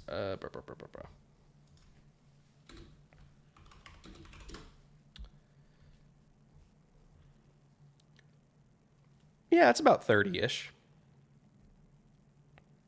So there's my answer. Buffalo Trace. High West? Are you getting a bottle of High West for $30? I can't find High West for 30. I could find Basil Hayden for 30. I can't find High West, at least not where I live.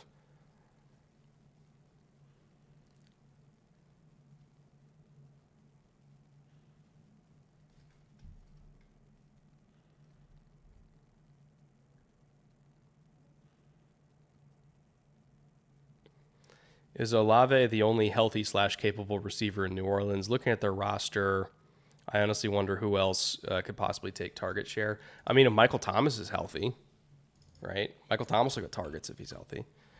Beyond that, I am a fan of A.T. Perry. Rashid Shaheed ain't bad. Yeah, they got other dudes. They're going to be fine. Kiki Cutie still kicking around the league? Holy shit, I didn't realize he was in New Orleans. I didn't know he was even still in the league.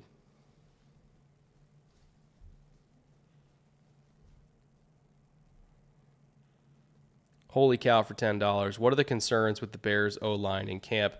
Is it the fact guys on the interior are hurt? Also, are there good things you're hearing from Bears camp? I mean, honestly, the guys getting banged up is what I'm hearing, right? Is that right now their main concern is, can we just keep all 5 on the field? So not that they've taken major injuries, but they've just gotten nicked up, pretty much every single practice. So I am concerned about their ability to keep that starting group of 5 on the field for all 17 games.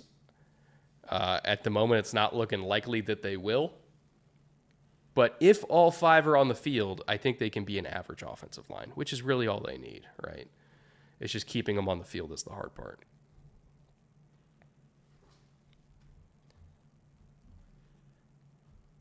Make sure I didn't miss any other ones. Luke Nielsen. Oh, got the one from Luke already. Okay, I think I'm caught up on Super Chats. If I'm not caught up, please let me know. Whose jersey are you wearing? Bill O'Brien, baby.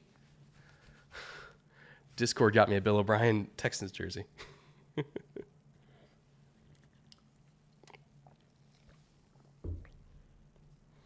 All right, second half kickoff about to start here.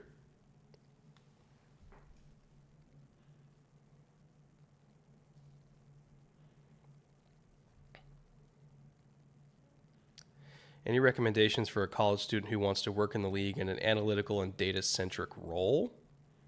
If you're still a college student and your college has a football team, I would try to see if you can get some sort of, whether you want to call it an internship, whether you want to call it, whatever term you want to use, some role around your college program. In either data analysis, charting, like whatever they need help with from an analytics perspective, which can be a lot of different things. I would try to latch on with that program, get experience so you can put it on your resume, and from there, nice little return there, out past the 30. From there, again, just keep building experience, jump from program to program if you need to, make connections, go to the big data bowl, all that kind of stuff. Because eventually it's going to be less even about the experience you have and more so about who you know. So the networking aspect of it is even bigger.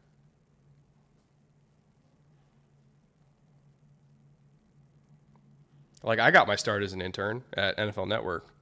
So I think internship For me personally, internships were wildly more valuable than the actual college degree I got. Like the point of me going to college, honestly, was to get an internship because the internship was what launched my career, not me getting a degree. The degree I didn't even fucking use. Like I went to film school. Like there were things that I learned in film school, but was it worth the expense? Not really. It was only worth it because I used that to get the internship, and then the internship was what I actually learned from. The internship is what actually got me the job. Like if I went and I got a degree but I didn't do an internship, it would have been completely fucking useless. Like the only value that I really got out of spending all that money in college was the internship that launched my career. That was basically it. Which I know sounds super cynical, but like that's for me personally, that's how it worked out.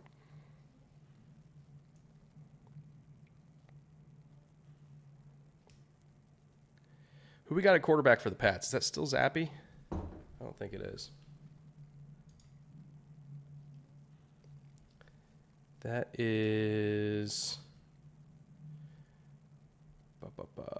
Is that Trace? Trace McSorley, I think? Do the internships require degrees? Usually the opposite. Usually the internships are for undergrads that are in the process of getting their degree. Oh, no, it is still Zappy. Okay. Now, there are post-grad internships. There's less of them, but there are post-grad internships. But generally, internships are for people that are getting their undergrad. And it's the most important part of college for most disciplines is the internship, not the actual classes, not the actual piece of paper. For most people, literally the main thing that matters is, are you doing internships and networking and making connections so you can get a job?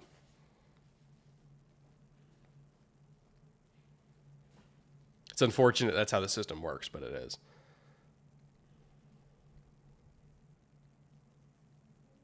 Taking on tens of thousands of dollars of debt that you can never pay back because the interest rates are fucked, and you're literally taking on tens of thousands of dollars in debt just for the opportunity to get a job that you couldn't get without taking on the debt. Even though like you're fully capable of doing the job without taking on the debt, but they're not going to let you get the job unless you're taking on the debt. You understand how fucked that is? Like, God, Gen Z got screwed. Like, I'm a millennial. We got screwed, but Gen Z got even more screwed. It's fucked. I'm thinking of dropping money on used books. Any recommendations for nonfiction football books that are either interesting or informative? Do I have them with me right now? I don't have them with me right now. Cameron Soren's football coverage glossary is good. Anything from Bobby P. Ooh, actually, I do have it.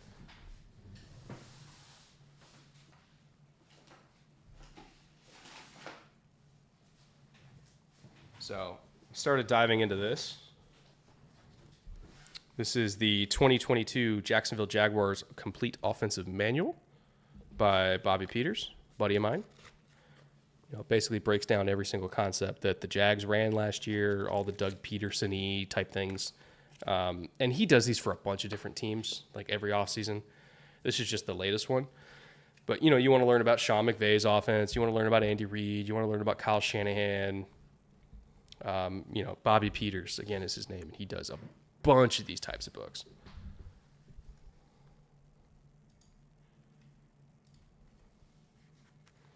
Please talk about the football game. There's no football game on right now. It's a commercial break.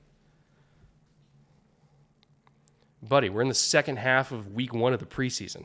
Bailey Zappi is throwing to 4th-string receivers. Not a whole lot for me to talk about right now.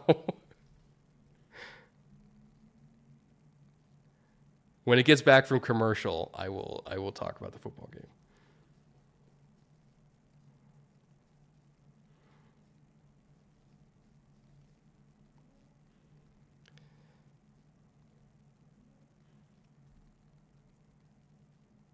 Spent 5 years getting 2 bachelors from USC. I love my fields, but seeing all the entry-level jobs available requiring 1 to 2 year experience crushes me every time. Unfortunately, yes. Unfortunately, yes. All right, game's back. What do we got here?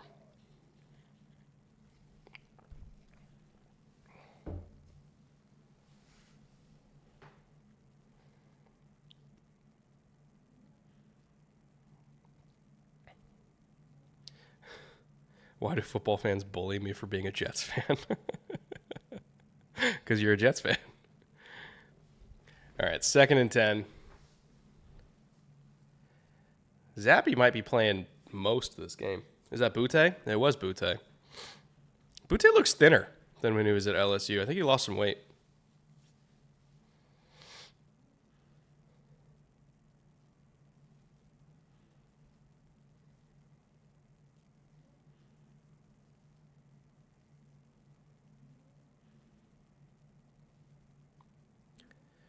See, 3rd and 7. Let's see if we get either quarters or cover 2 here from Texans. Looks like cover 2. Oh, Bailey. Come on. You had space. You got to lay out for that, dude. I know it's the preseason. But come on. Got to move the chains on that one. You had space, bud.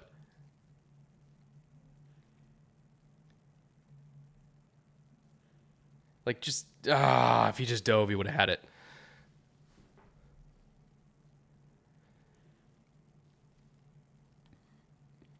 Going for it on 4th, though. Are they going to try to draw him off? Maybe. No, they went for it. And they didn't get it. Yikes.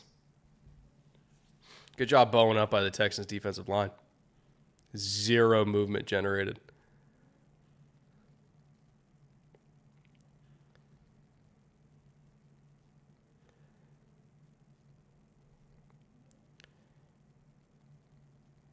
'94 did a really nice job bowing up on that. Who is that? 94. Khalil Davis. Yeah, he just straight up took on the double. Didn't go backwards.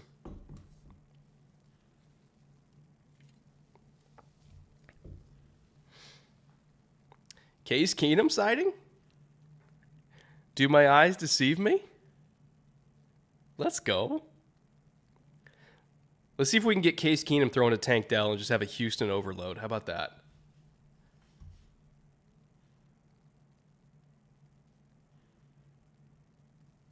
Thomas Booker's injured? Oh, no. Like, how bad? I hope it's not severe. I love Book.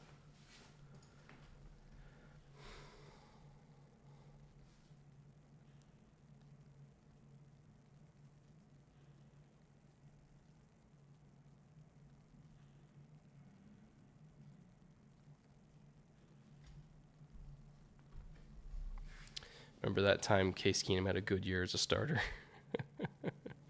2019 was a wild time. Or was it 2017? Might have been 2017 at this point. I think it was a while ago.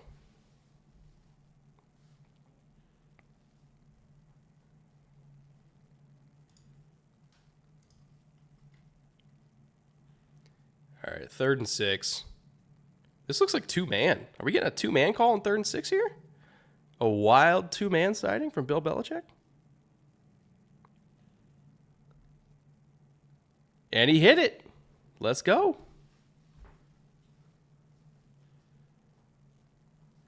Looks like a nice collection of alcohol behind you. Yeah, it has been a process to acquire and curate. I appreciate that. That was a really nice route. Who was that? 89. Who's 89? It's not Dalton. No, it's not Nick Vannett, is it?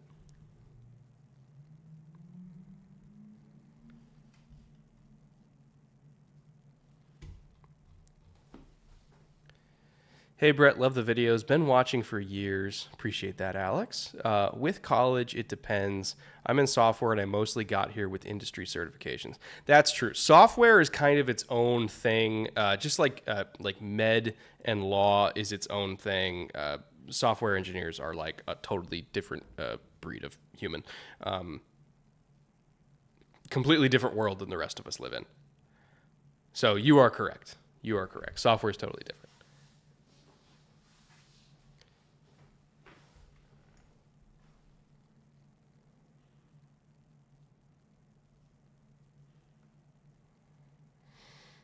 We do live in a different world. Yes. Yes. It's entirely different. You even get paid differently. You just get paid in equity.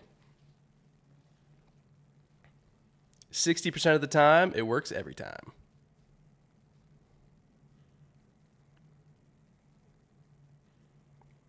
Good ball from Keenum. Looking like the veteran QB2 that he is. Glad to have him in Houston. On time, on target.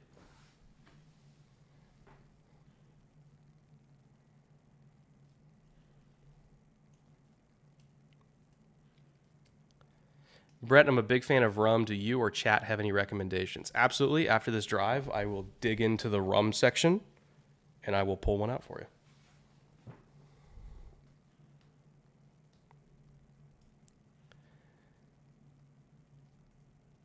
Good ball, Case. Again, leading another nice drive. Xavier Hutchinson sighting. Hello. How you doing? Iowa State, represent. When can we expect the Dolphins Bootleg podcast? That is coming, what is today? Wednesday, right? Today's Wednesday? So it's coming out Friday. And then it's Bills Saturday, and then picking the AFC East is on Sunday.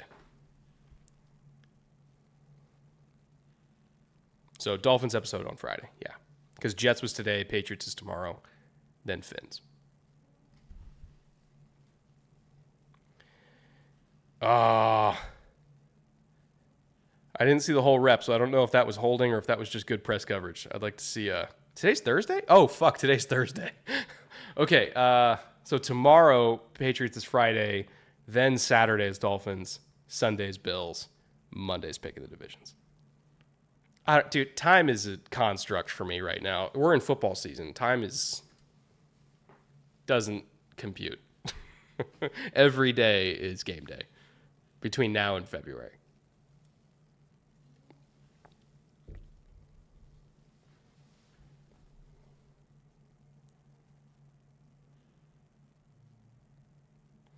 Brett, do you still play D&D? You referenced it in a podcast with Zach Schomburg. I haven't played D&D in a while, but I think I might get my fix by getting Baldur's Gate 3. I've heard that is a phenomenal game. So I might scratch the itch by just doing Baldur's Gate. I might have to upgrade my PC, though, before I get it. This one is on its last legs, that's for sure.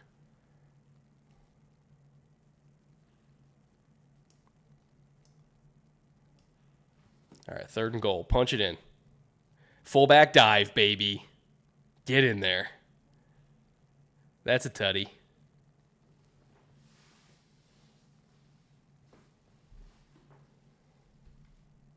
PC specs, I'm still rocking a 1080 from like 7 years ago. So definitely on its last legs.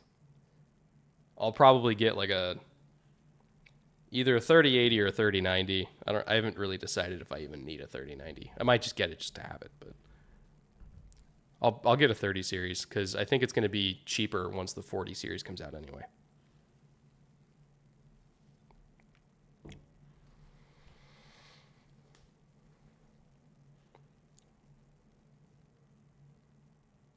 $1080 can run Baldur's Gate 3.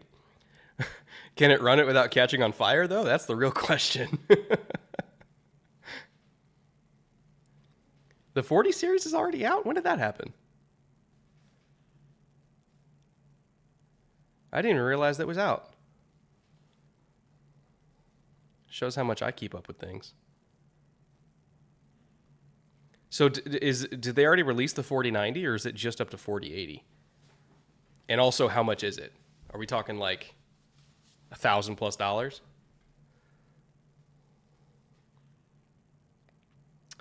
Please use the fund for graphics card only. I'm going to have to get all new everything, basically, except for keyboard, mouse, and monitors. But I literally have to get all new everything. Like I don't think anything from this old build is going to transfer over, unfortunately. Because I built this one myself, and it served me well, but it's just old as shit.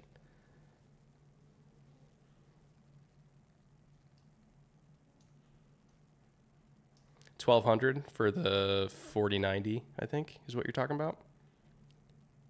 Could be worse, like price-wise.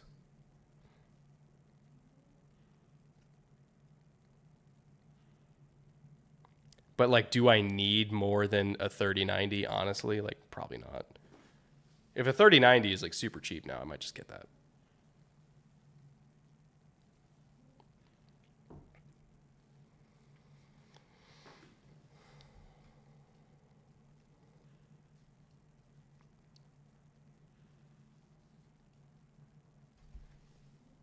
Could just get a Mac. I got a new Mac. Well, it's over in the other room. But for my business, when the M1 Max MacBook Pro came out, I spec'd that one out like top of the top of the top of the line, because I literally just run my business off that Mac now, and it's a beast. Honestly, it's a beast, but it's not good for gaming. So selfishly, if I do a desktop, I want it to be able to stream super well, and B, I want it to be able to game super well, because current gen shit does not run super great on this.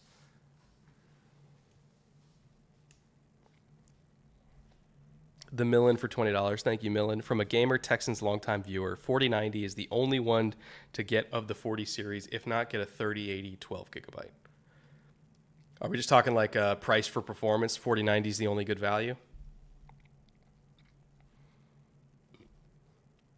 Like, keep in mind, I have not done any research on the 40 series at all yet. So I'm a total in the dark on these. All right, kickoff just happened. Pat's taking possession again.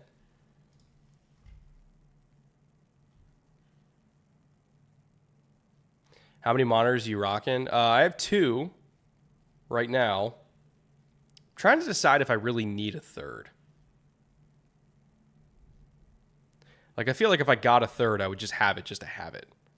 Like, do I need it, though? I don't know.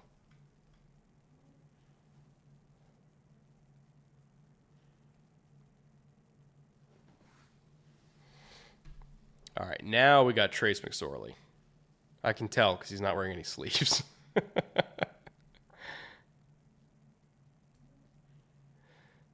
Trace don't wear shirts.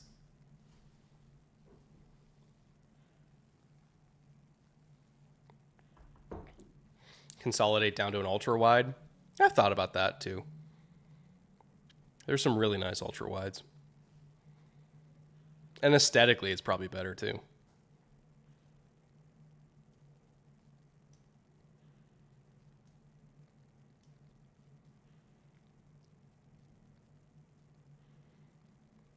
It's so funny to me how small Trace looks compared to every other NFL player around him. Like, as a quarterback, aesthetically, just being that small is hilarious to me.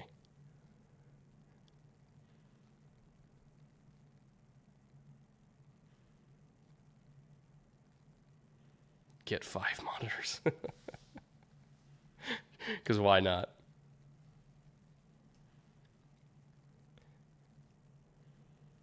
Brett, I need a number to stay under, please advise. Like, for a build? For like a PC build? Oh, God, Trace. Don't die. See, now you're tempting me, because I asked my wife what I could spend, and she said whatever I thought was fair, because it's a business expense. And I totally jokingly responded to her, so I can spend $10,000. And she's like, well, yeah, if you need to. So my wife said, you can spend $10,000, Shane. Go nuts. If you can do it for cheaper, that's better.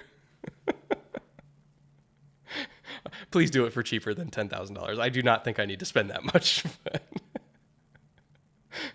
I really don't think I need to spend that much.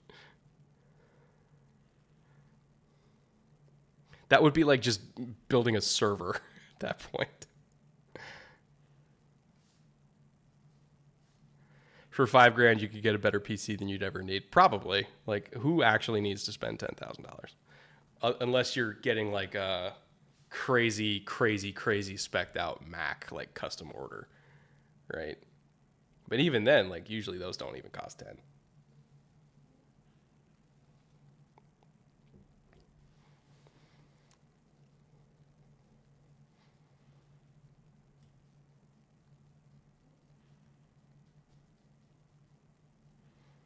Like, I'd be building a quantum computer for 10K. This Texans defense came to play today, folks. They have just been giving New England everything they can handle. Brett landed himself an angel. Dude, you got no idea. You have no idea, that woman, what she's done for me. Wouldn't be here without her, in more ways than one.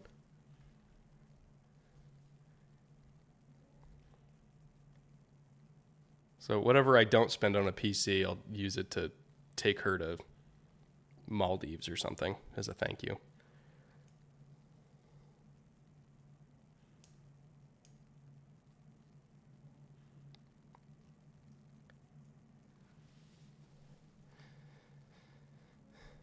I feel like we're only seeing the game like 5 seconds at a time. And other than that, it's just interviews.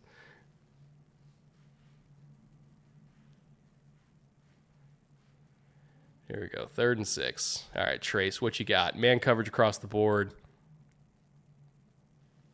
Bring in 5. Run for your life. What you got? Almost. He's a little bit short. But he got close.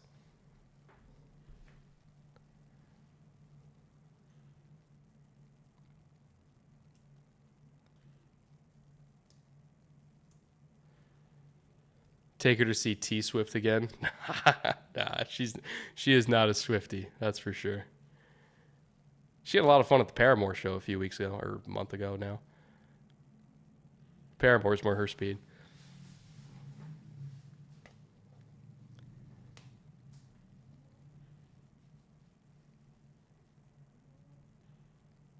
Do the Patriots have 2 punters? Is that a second punter that just came out? Hold on. I don't recognize him from earlier. They do have 2 punters, Behringer and Waitman. Okay, interesting.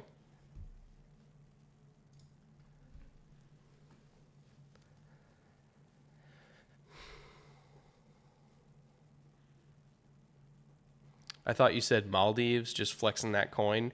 See, here's the thing with the Maldives. Is we can only afford the Maldives because of like Marriott points.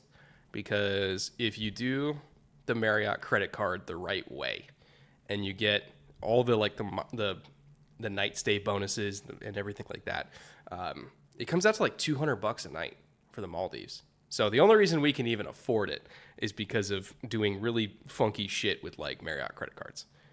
We could not naturally afford the Maldives. That's for damn sure. Not even close. But if you get really good at playing the credit card game with all the sign-up bonuses and everything, you can get like 80% off that trip if you want to.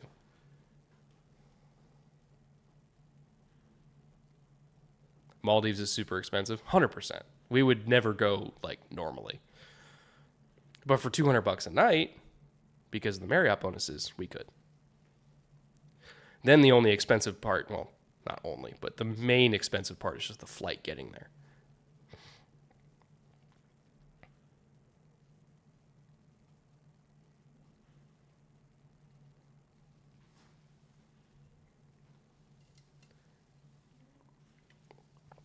All right, somebody asked about rum earlier. Let me go pull that out.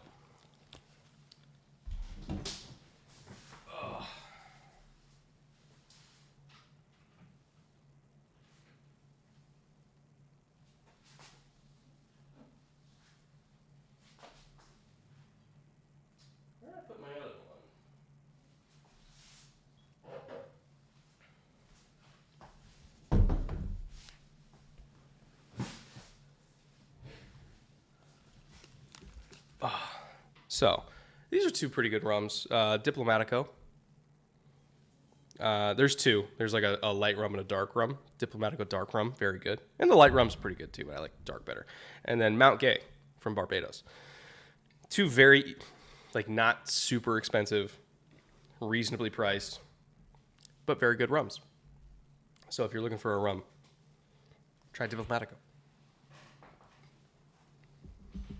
All right, game's back.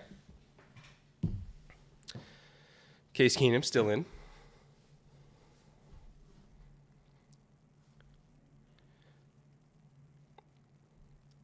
Getting a lot of cover one in the second half for both teams.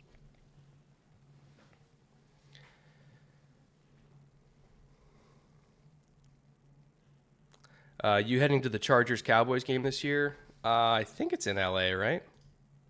I could probably go if it's in L.A. I wouldn't go if it's in Dallas.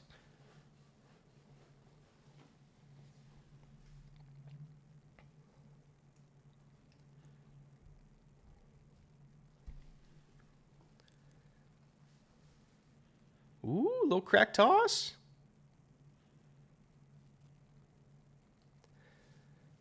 New England stringed that out well, though. Good play.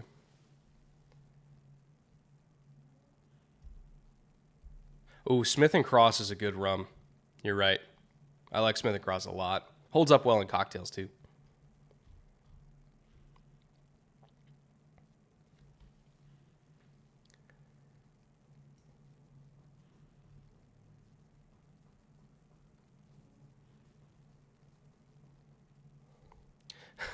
If we're watching preseason game in the third quarter, it's because we want to watch bad football. We don't care about the interviews. That's for sure.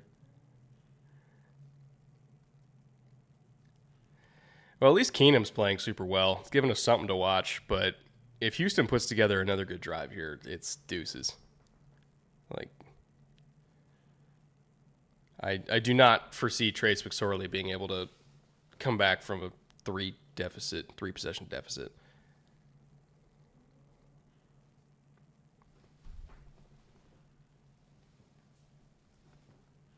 I think I hear my cat snoring, but I don't know where he is. I swear I hear a snoring cat somewhere.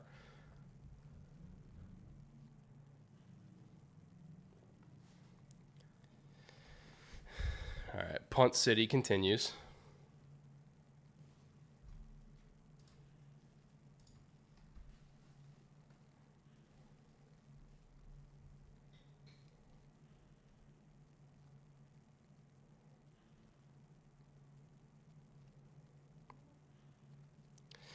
I feel like this is just proof NFL could host a minor league and still get views. Yeah, it's called college football. That's basically at this point. There's like 3 conferences with 50 teams because the sport is actively trying to make it so that the other 110 D1 schools don't matter, which is just fucking stupid. But they're basically turning it into just a minor league for the NFL with all the money.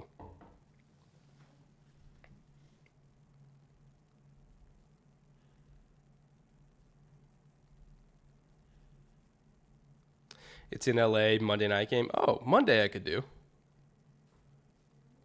That'd be a fun one to go to. Chargers, Cowboys, primetime. I could do that.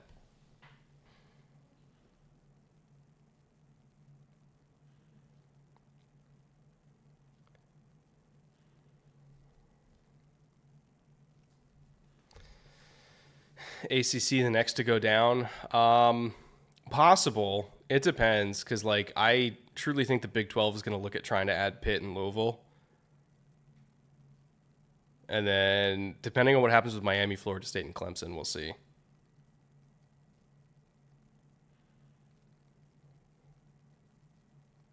Because those are really the that and North Carolina and Duke, right? Specifically for basketball. Like the conference itself is still strong; they could survive, but I would not be surprised if the Big 12 tries to take a couple schools off of them, specifically the ones that have like strong regional rivalries already built into the conference with Pitt and West Virginia. Like it would make sense, honestly, for Pitt to be in the Big 12. So we'll see.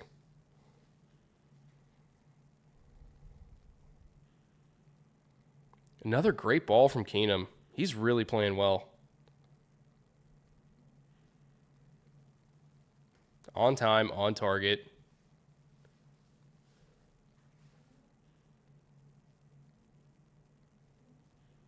Oh, but he didn't catch it.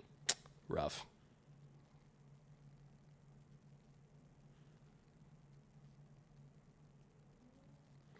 Is NFL Plus worth it? I wanted to try Red Zone this year, but I guess it's all together now. Is Red Zone an NFL Plus? I've come to understand today that I'm not actually sure what is on NFL Plus. Like I thought, from what I understood, it was live games on mobile, and I know you could do like NFL film stuff and like its own content and everything. And I knew it had all 22, but I knew it was like low quality all 22 that's like not really usable for content creation. So I have to look at what else NFL Plus actually has.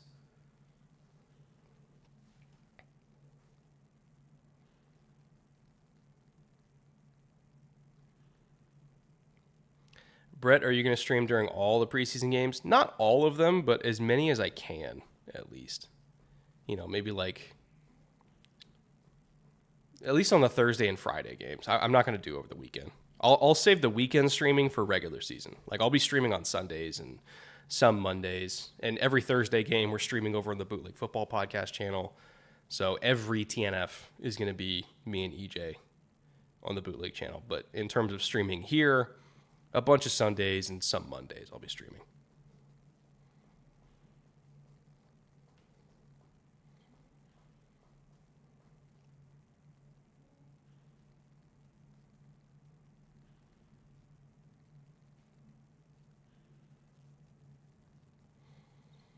When can we expect the fantasy sleeper videos? I'm going to try to record the fantasy one.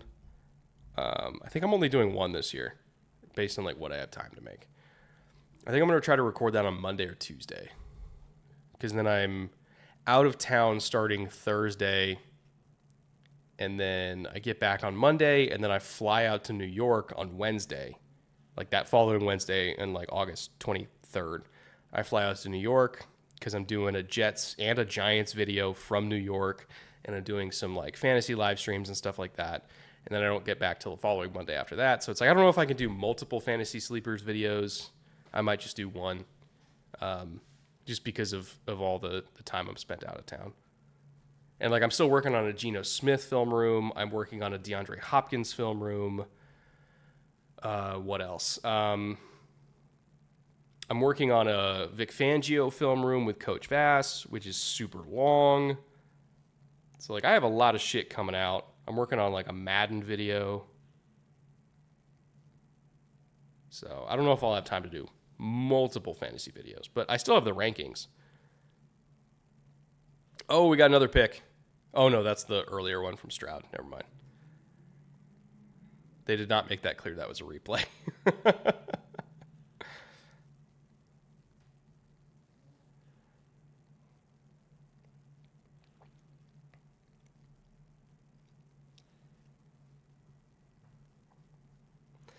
By the way, if you are watching again and you're a Patreon member, the fantasy rankings are on the Patreon right now for everybody, for all tiers, including the $1 tier. So if you're just in the $1 tier, you get access to the fantasy rankings for PPR, half PPR, and standard scoring. And those are up right now, and that's linked down below. I'm really bad at like promoting that. I probably should have done that in the first 2 hours of this stream, and I didn't talk about it once because I'm a bad businessman.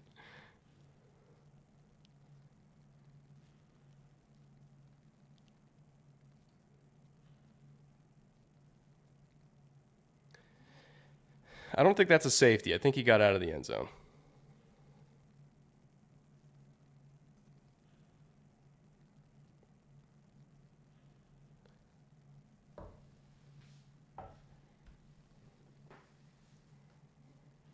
All right, end of the third quarter.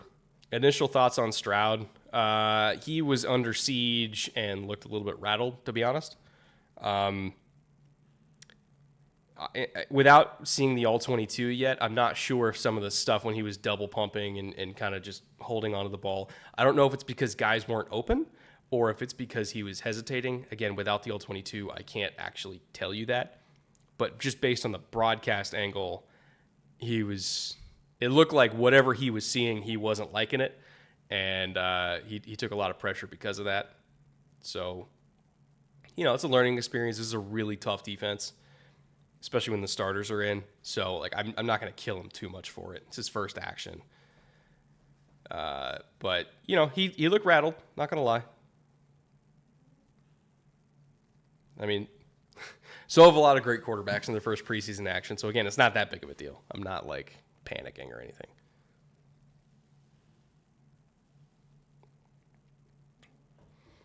Any thoughts on the Colts cornerback room? Young, very inexperienced, but very talented. It's full of just long, fast athletes with insane verticals and insane 40s. It's the freakiest young corner room they've had in a while.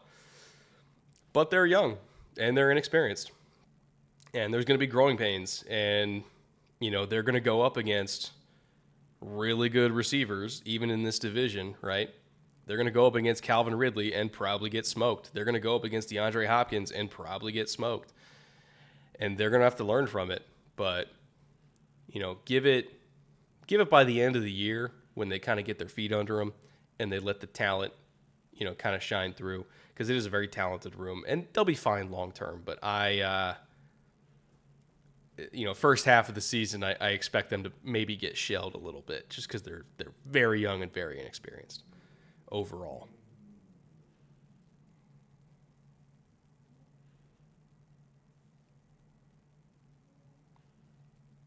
I think the Seahawks secondary can make up for the lack of DL. I don't really think they have that big of a lack of DL, to be honest. Interior is still thin in Seattle, but their edge group, I like their edge group better than most people. Uchenna's a stud. Hall, the young kid they drafted out of Auburn, I really, really like. Boye Mafe, super athletic. They got dudes. They got edge rushers. Again, defensive tackle, a little bit of concern, but I don't know. Their defensive line's fine to me. Maybe even more than fine.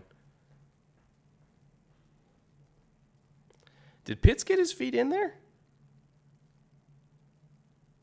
Are we calling that a completion? Nah, he wasn't in. No way.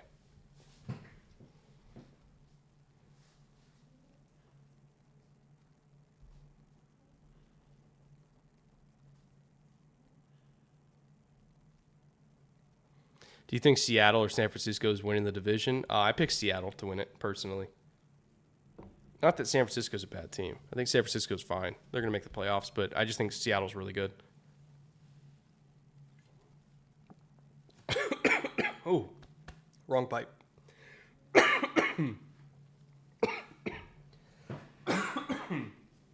That LaCroix's trying to kill me.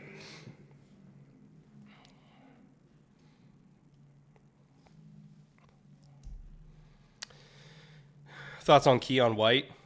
Super talented, super versatile. Can line him as a stand-up edge, can put him at 5 technique, can give him some reps at 3 technique. Super freaky athlete that fits the Patriots system like a glove because the Patriots like to run a bunch of really funky fronts where they move guys around to different spots. So having a plus athlete that can play different spots is imperative, and he's an absolutely perfect fit for them. Super high motor, super strong, dynamite in his hands. Thought he could have been a top 20 pick. They got him in the second round. Great value for them.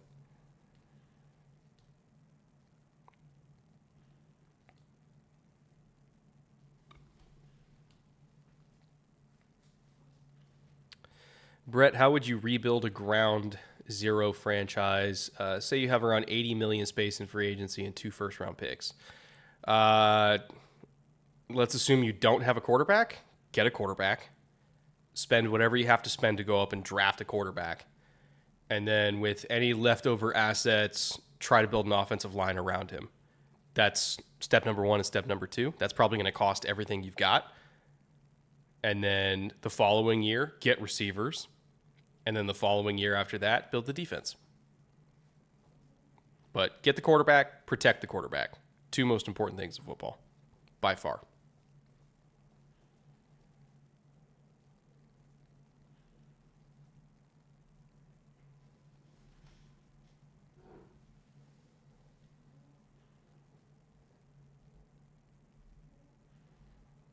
Oh, Sebastian Vollmer sighting, speaking of protecting the quarterback.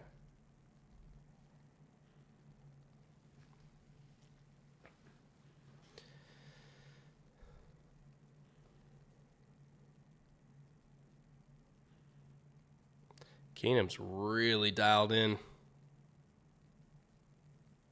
He's having himself a nice game. He looks like a veteran, honestly. He looks like a veteran that once won the NFC North playing against a bunch of third and fourth stringers in the NFL. That's what he looks like.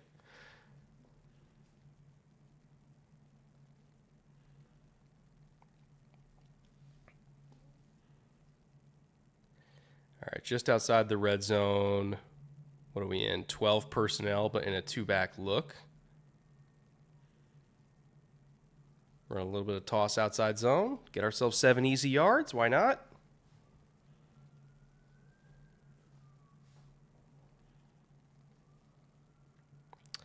If AZ gets the first overall pick, Kyler is gone, no question. Yeah, no, Kyler's getting traded. If they get the first overall pick, it's not even a debate. Like, I know for a fact there are teams that were highly seeded in the playoffs last year that have had open discussions in their building of if things go tits up this year, even though they already have a quarterback. If things go tits up this year, they've already had open discussions about moving on from their quarterback as part of a deal to go get Caleb. Like, pretty much every team other than 6 or 7 in the league is having that discussion about Caleb. Because other than 6 or 7 quarterbacks in the entire league, Caleb could and will replace any of them. Like, that's how good he is. So don't be shocked if some wild shit happens in the draft next year, because the price for Caleb it's unbelievable. Like, it's obnoxious how much teams would give up to get him in a good way. You should do the football immaculate grid. Yeah, I've been seeing people post that all over Twitter. I've thought about jumping into it. I just haven't had time to yet, but it looks fun. I think I could do okay at it.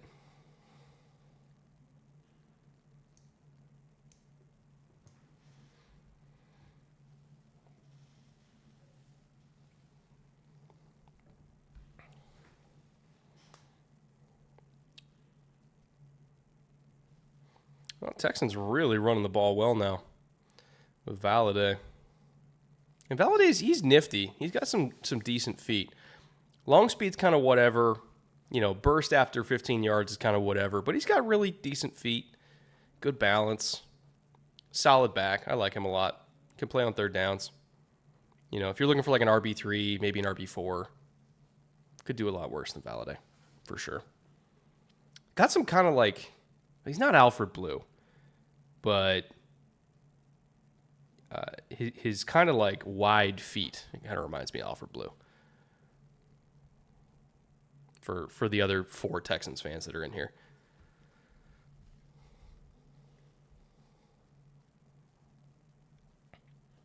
Which teams will improve most second half of the season? The young ones. Honestly, the young ones that just need experience. So, Indy, Carolina, Houston, obviously. I would even say Jacksonville. I mean, Jacksonville's already like ascending, but I think they're just only going to get stronger from here. Basically, young teams that just need experience are gonna improve a lot. Ooh, risky throw.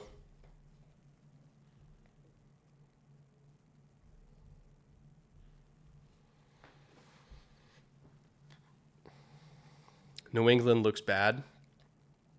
I mean, these are like all third stringers, so it's tough to really judge the Patriots. I mean, we got receivers out here having the ball bounce off their face. So it's tough to really judge it.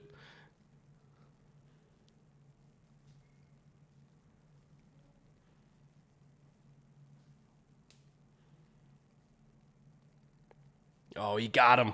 Got him. Yeah, Keenum on these outbreakers has just been lethal. You know, basically just put the receiver between the ball and the DB, and he's just going to throw against leverage every time. Watch it. So it's inside leverage from the slot, right? If you give me inside leverage, like I don't really have to give you the jab. I don't really have to, close space because the safety was not in a position where he would be getting back at like they're not running cover two based on where the safety is, right? Because the safety's inside. So if the safety's inside, so you know that they're not going to trap the flat with the outside corner because they're not running cover two. So if the safety's inside and the nickel DB is inside, you just fucking run to the flat. Like you don't have to really dance. You don't have to play around with it. You just like, all right, here's the leverage. I'm going to take the flat. And then you just throw it on time and you put the ball literally on the other side of the body. And there's nothing the DB can do about it. So good throw, I guess is what I'm saying, like based on the read. Because like there was absolutely nothing the DB could do other than not line up with inside leverage. Maybe line up with outside leverage, but yeah, I'm nitpicking.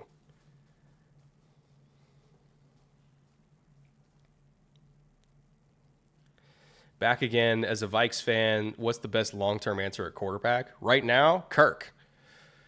Kirk is your best answer at quarterback. Like, are you going to get a quarterback? Are you realistically going to get a better quarterback than Kirk Cousins for the Vikings right now?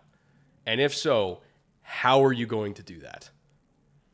Like, realistically, how are you going to upgrade from Kirk Cousins right now? You're too good to pick one. You don't have enough cap to pay one more than what you're paying Kirk anyway. Like, you cannot upgrade from Kirk Cousins. Your only option is to upgrade the roster around him to the point where you can win a Super Bowl with Kirk. Like, that's all you can do. Unless you just jettison Kirk and start all over, which you're not going to do because, like, if you're trying to draft a rookie quarterback, you're trying to draft somebody that you think can eventually be as good as Kirk Cousins is right now. So why would you get rid of him, right? Like, it's... You basically have to get lucky if you're upgrading. Because there's not that much further you can go up the quarterback ladder than Kirk Cousins. He's a top 12 quarterback in the NFL. Not a whole lot of space for you to grow from that.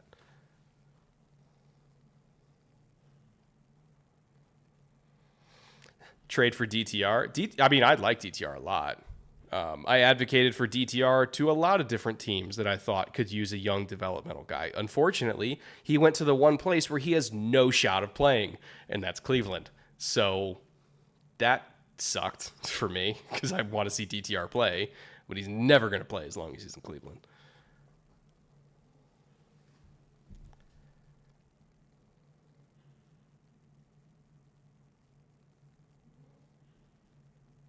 That kid just got nailed in the face by a shirt.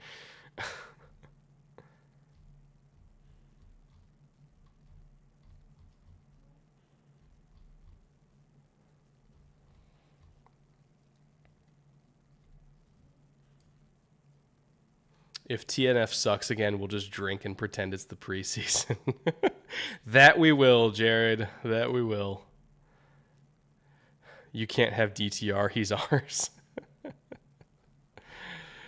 That's my QB2 that will never get snaps.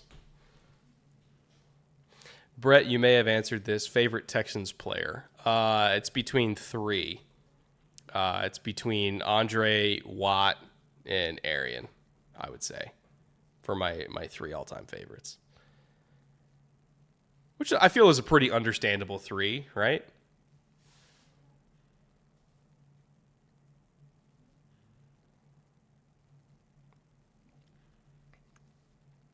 Oh, we got Malik Cunningham sighting. Let's go. Let's see the Rook spin it.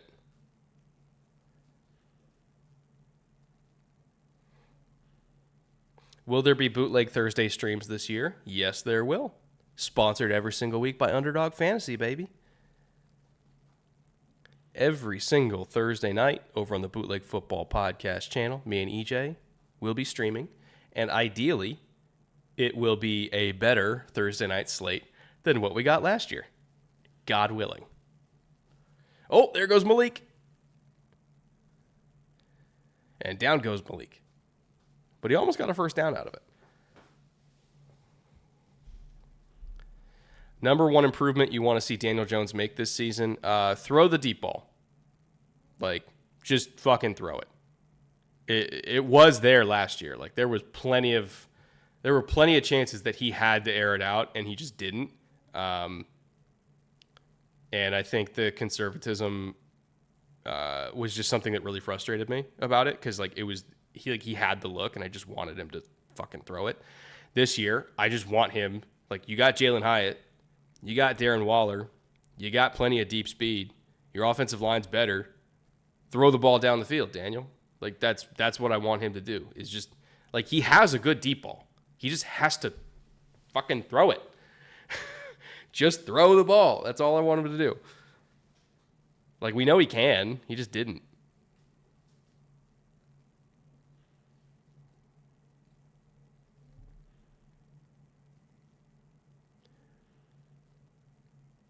All right, Malik, we'll take that. Get yourself out of trouble. Get 3 yards instead of a sack. We accept that.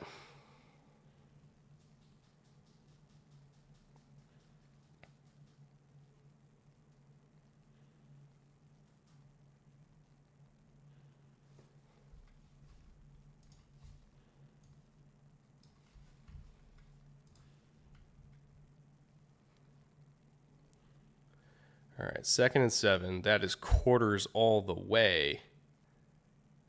Throwing a little stick route for a first down. All right, good read.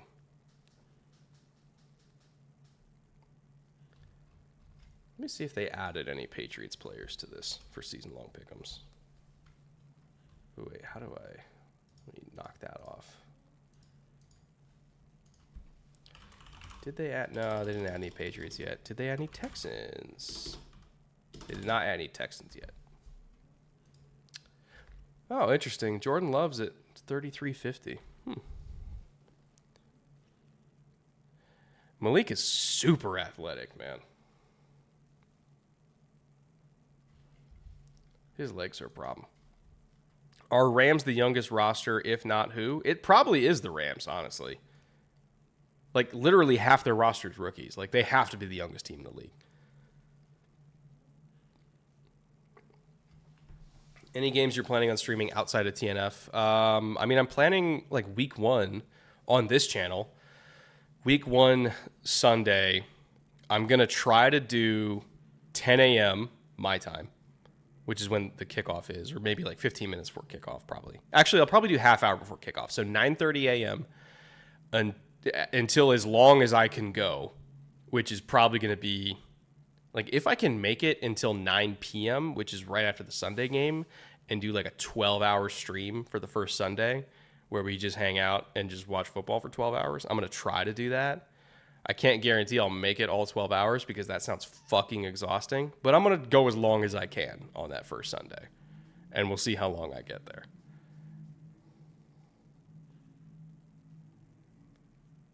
But I would like to do like a big stream on that first Sunday. And then on other Sundays too, I'll stream as well. I don't think I'll do like 12 hours every Sunday, but you know, maybe I'll do the morning slate and the early afternoon slate on Sundays and stream on those. I'll probably just be random game flipping, not red zone, because that allows me to like actually see more stuff and analyze stuff.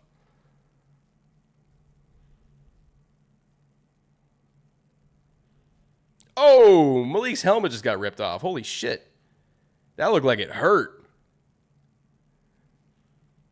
That looked like it really hurt.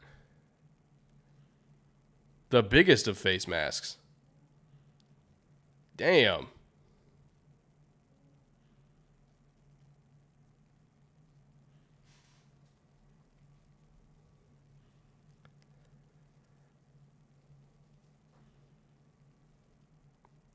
Dude, how is he alive? His head just got yanked literally all the way around.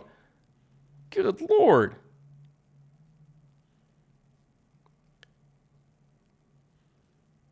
That should have broke his neck.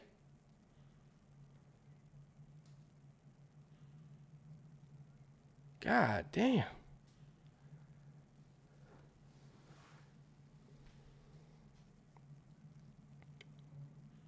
That's a rough one. I'm happy he's okay. And good ball, too. Great ball.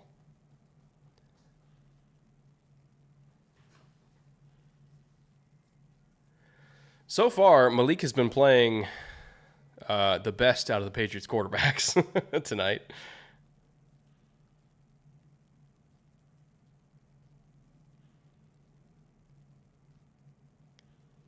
So this is certainly encouraging. Also, this game is going to be over shortly, and that means I might be able to get to stream a little bit of the start of the Seahawks-Vikings game.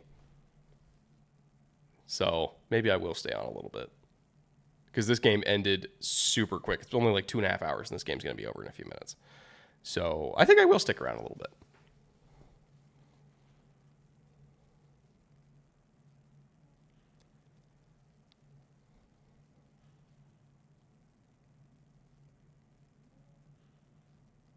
Do you think it's bad for the league if Caleb goes to Arizona? No, not necessarily. It's more bad for Caleb than it is for the league, if we're being honest. From like a monetary perspective. Like if he wants to maximize endorsements, that's probably not the place he wants to go, but I don't think it's bad for the league. That was a good ball from Malik. You got to catch that.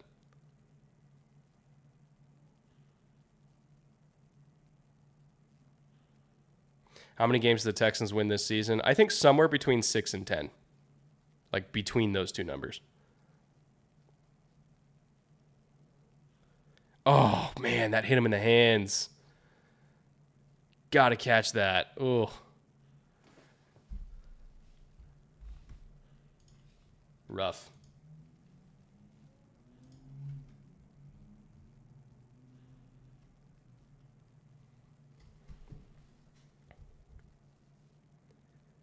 This is still a really impressive drive from Malik. Really, really impressive. I think he's earned another look next week, and I think between him and Trace, he's looked a lot more ready for QB3 than Trace did. I'll be honest. Like, I know it's preseason. I know he's not playing against like starting caliber defenders, but still, like, good balls are good balls, right? Well, God, please don't clip that. Son of a bitch. You know what I'm trying to say.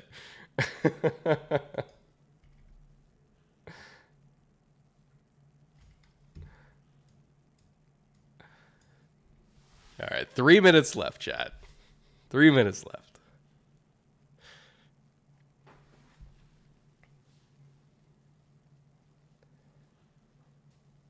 You know, I do wonder if they played Malik for more than just like the last drive, if they would only have 3 points.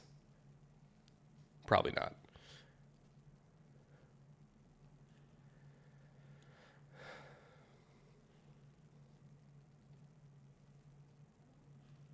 Ooh, we're going empty.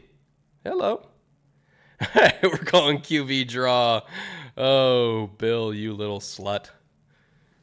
What a call. It's called quarterback draw at the red zone. Last 4 minutes of a preseason game.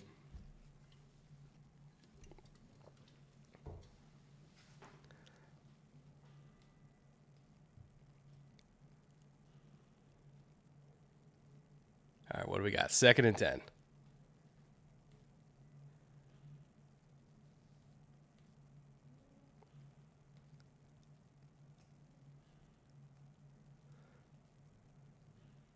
Ooh, nice little zone insert there. That'll get us to 2 minutes. Unless they're going hurry up here. Doesn't seem like they are.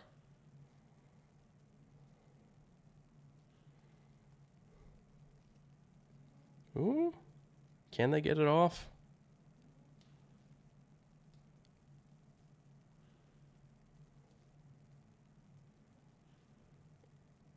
Oh, we got an injury. I didn't see the number. Is Charbonnet playing against the Vikings or still injured? When I was at practice last week, Charbonnet was practicing, like in contact. So I think he's okay. Like even with the shoulder. I don't know if he's playing, but he's at least practicing.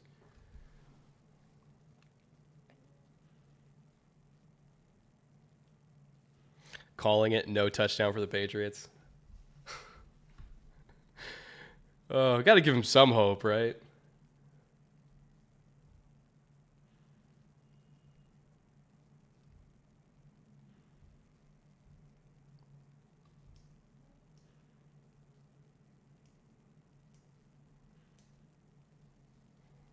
Charbonnet's in. McIntosh is out. Yeah, McIntosh, I think, just like sprained his knee, so it could be a little bit for him. But I do love Charbonnet. I hope he gets some run tonight. Loved him a lot as a prospect. What are those meals you were promoting? I wanted to look into it. They're called Factor. So if you go to factor75.com, I think is the website off the top of my head. And what was my promo code? Hold on. Stand by. I should know this off the top of my head, shouldn't I? Again, I'm very bad at my job sometimes. It is promo code FilmRoom50 at factor75.com. FilmRoom50, all one word, gets you 50% off those meals. And they're good. Like, they're legitimately good food. I highly enjoy them. I actually have like 5 more in my fridge right now. I had the cheesy bacon chicken. I got that again this week, and I had that yesterday, and it's just so good.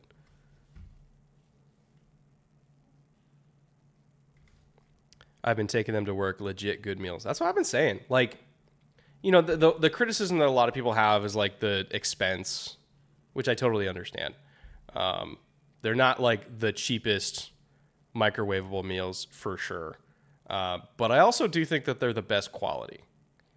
So I guess it depends on, you know, what's your budget, like your monthly budget for food. You know, everybody has their own answer to that. But like they're definitely not the cheapest meals, but they are the best in that like category to me. So it really just depends on what you're willing to spend. Brett, how do you feel about Hyatt from the Giants? I like Hyatt. I do. Really, really curious to see him in the preseason.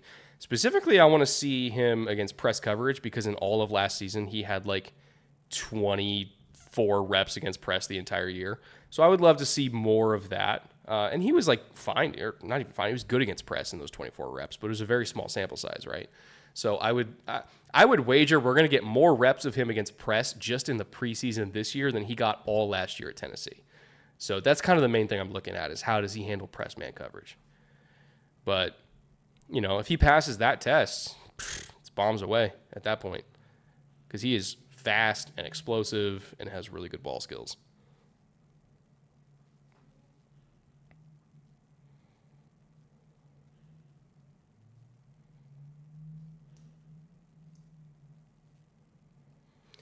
Anybody stand out in this game besides Tank Dell? I thought Malik Cunningham has stood out so far on this one drive he's been in. Let's see. Hold on. I had another one. Devin Singletary looked good. Mike Boone looked good.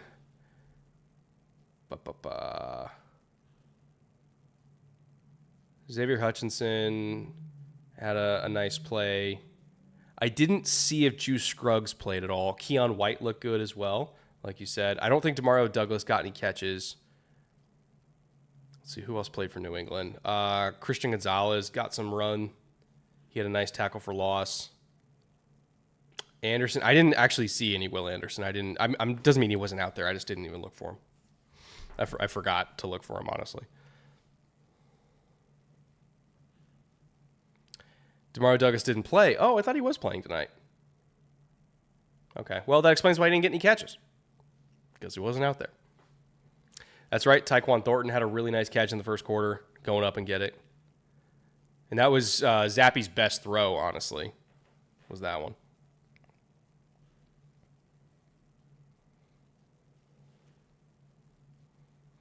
Yes, Devin Singletary is a Texan. He's RB2 behind Pierce, who did not play tonight.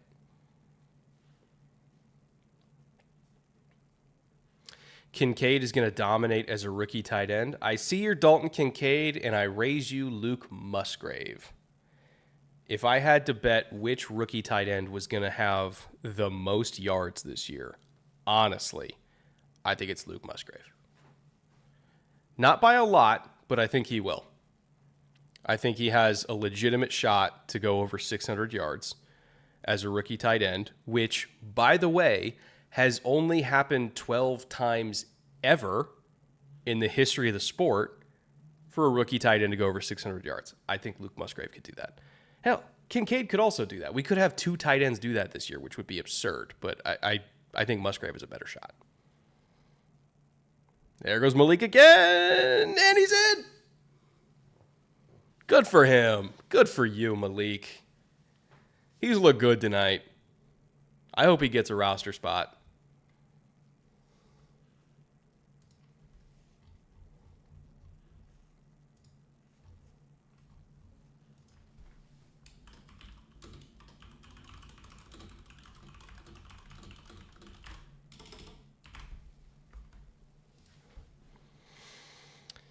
He's quick, man. He is tough to handle in the open field. If he doesn't make this team, he's going to annihilate the XFL. Like, I could see Malik Cunningham being XFL MVP if he doesn't make the NFL roster somehow.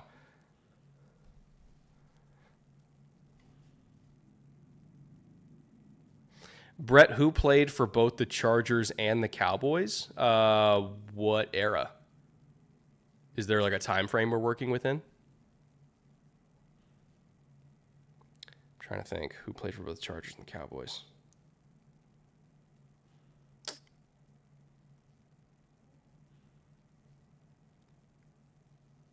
Literally any era. Oh, that narrows it down.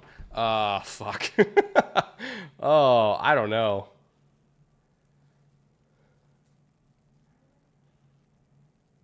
Oh, Lance Allworth. Yeah, actually Lance Allworth might work for that. Is Factor Picky Eater safe? Well, you get to pick the meals. Like, there's a whole, like, massive list of meals you can pick from. So, like, you can go through the menu on the website, and you could just see if the food appeals to you. Because, there's a lot of things I don't like. I don't like broccoli. I don't like mushrooms. But there's a lot of meals that, like, don't have those things in there. So, like, for me, like, I get around the stuff that I don't like by just picking the meals. But yeah, I just go to the website and browse and just see if it suits your tastes.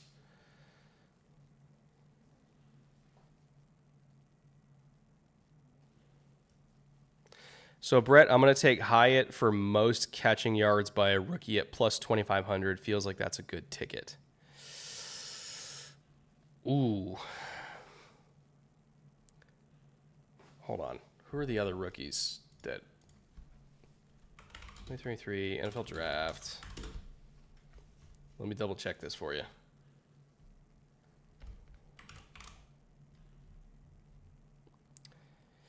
Oh, I don't think he's going to get more than JSN.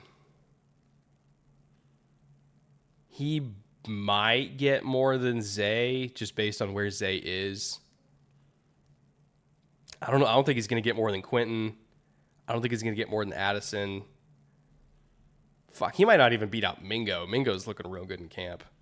Not to say that Jalen Hyatt won't have a nice rookie year, but that is an uphill battle to lead rookies in receiving against that group, especially against JSN. Like, JSN, I think, is going to get like 800 yards.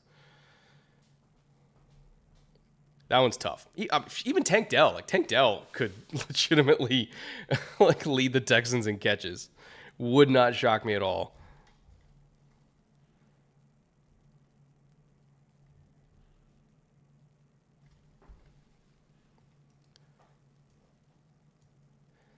Addison is going to get the most by way of being next to JJ. He'll definitely get opportunities. That's for damn sure. 14 play, 75-yard, 8-minute drive. Let's go, Malik Cunningham. Good for him. Laporta clears. Laporta, I think, is already running with the ones with the Lions, which I did not expect that early for him to be TE1 for them. But apparently they love him. So we'll see what happens. Something about those Iowa tight ends, man. They just pop into the league and start producing.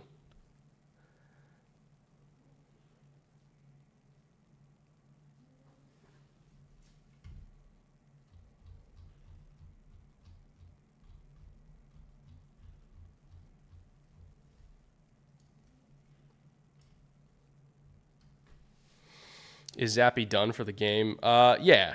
I mean, there's only 2 minutes left in the game. But then the Seahawks-Vikings game is right after. So that's starting in a few minutes.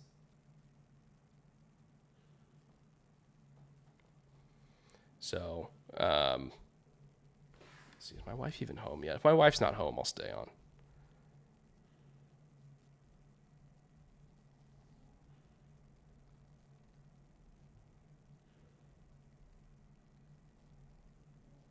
I'm going to text her, see where she's at. She might not even be home from work yet.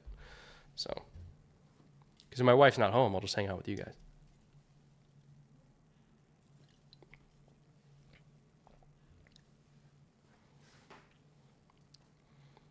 Is Tank Dell going to lead Houston in touchdowns this season? I mean, he is legitimately a good red zone weapon, so wouldn't put it past him. It's odd. He's like an amazing 166-pound red zone weapon. He had like 18 touchdowns last year. It's insane. All right, victory formation. Let me pull up the Seahawks-Vikings game, which is starting right there.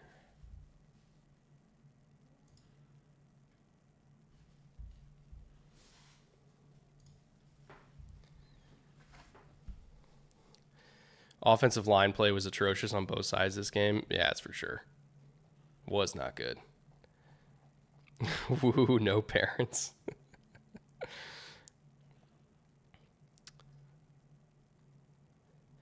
Have you heard about the camp that Trey Hawkins for the Giants is having? Apparently he's having a great camp and he's running with the starters. That's all I know about it. I have not looked at any film of him or any like clips of him at practice, but Giants fans cannot stop raving about him. That much I do know. My wife did text me.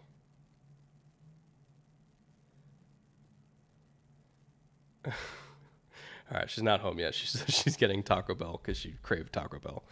It's Mexican pizzas, man. Women can't stay away. They love them.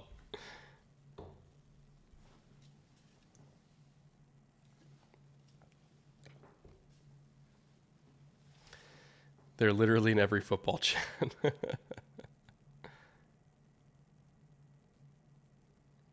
What are you watching the games on? I am on European Game Pass, which is now on DAZN or DAZN, DAZN. It's their new thing, and I've decided I'm very resentful that they keep changing this on me every single season. What was your recap on the team? Sorry, I didn't know you were going to be here. Would have been here all game. Which team specifically? Houston or New England? Not that there was like a whole lot to glean from a game where starters barely played, but we got to see some good plays from either rookies or depth pieces, so that was nice.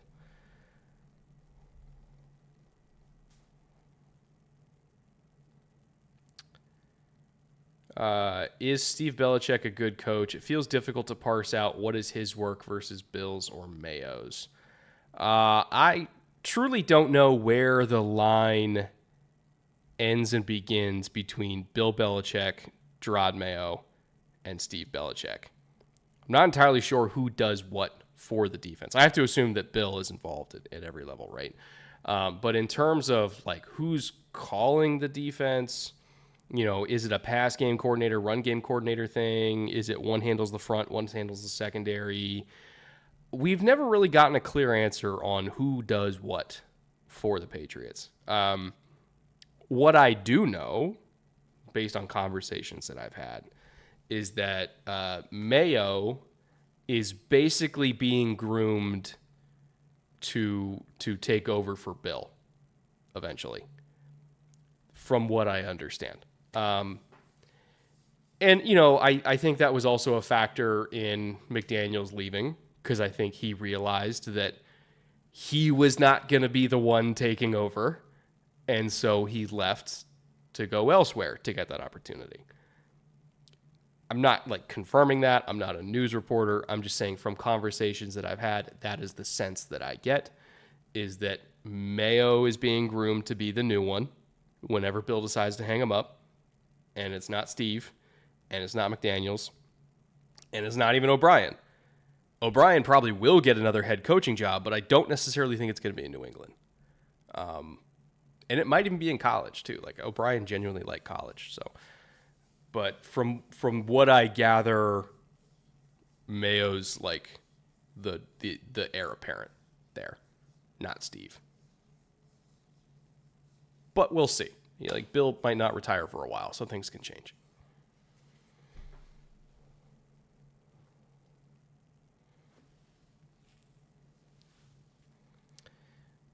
Are you sure it wasn't McDaniels until he decided he didn't want to wait anymore? I mean, maybe, but again, from the conversations that I have had from people indirectly with knowledge on what goes on there. Again, this is not direct sources or anything like that. It's more like McDaniels always felt very comfortable in New England. He liked New England. He loves the area. He loves the organization. But it became clear that he was not going to be chosen over Mayo. And so he decided to take an offer elsewhere, right? Because he had offers everywhere. Everybody always wanted to get McDaniels. I mean, the Colts even tried to hire him, right? And then he went back to New England because he thought, well, there's a chance I could be taken over for Belichick here, and then became more oh no, that's Mayo. Okay, I'm gonna go to the Raiders. That's the sense that I get based on conversations that I've had. Again, not a reporter, not a news guy. I'm just saying what I have gathered.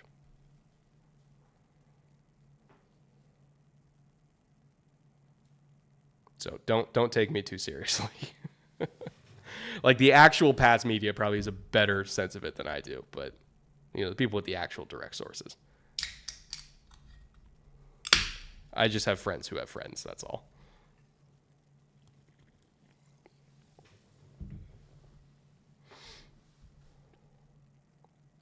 Wasn't the rumor that McDaniels turned down the Colts job because Kraft told him that when Belichick retired, he'd get the job, but then Belichick never retired?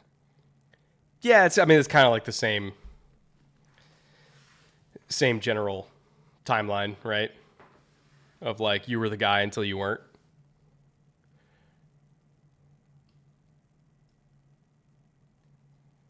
Clearly Joe Judge is their heir apparent.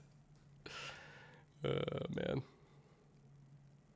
Do you think McDaniel's seat is really hot already? It feels warm at a minimum. I don't know. Because what candle flavor LaCroix is that? This is the limoncello one. Limoncello is good. I like limoncello. McDaniels kind of got screwed because the entire Raiders organization, McDaniels included, thought they were getting Tom Brady. All the moves they were making was because they thought they were getting Tom Brady. The Derek Carr thing, I understand there was the conflicts between ownership and Carr and can he take us all the way and blah, blah, blah. The reason why they sat him was so that he wouldn't get hurt so that they could get Tom Brady.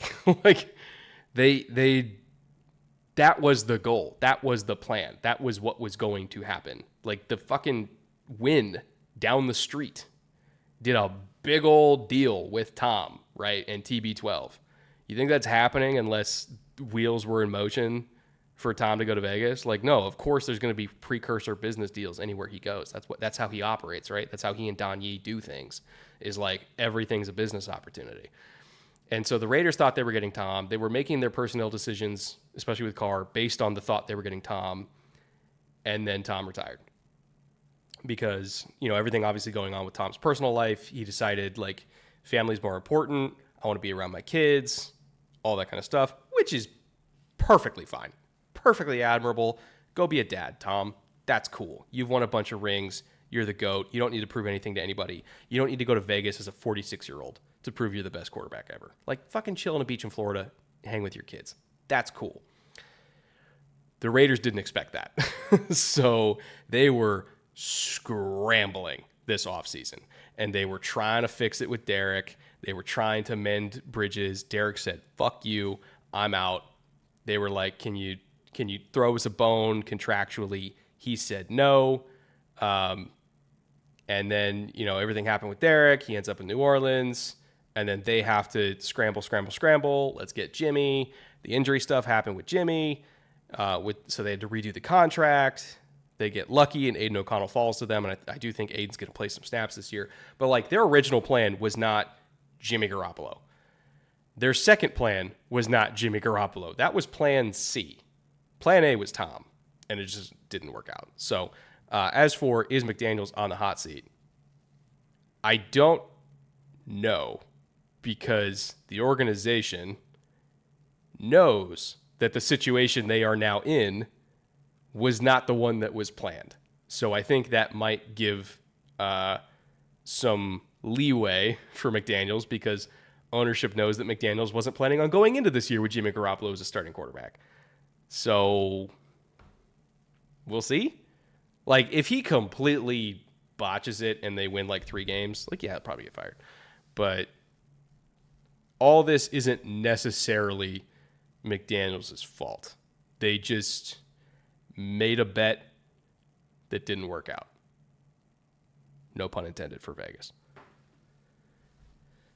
Biggest highlight from the Texans roster after the game today, Tank Dell, for sure. For sure, Tank Dell. He was awesome.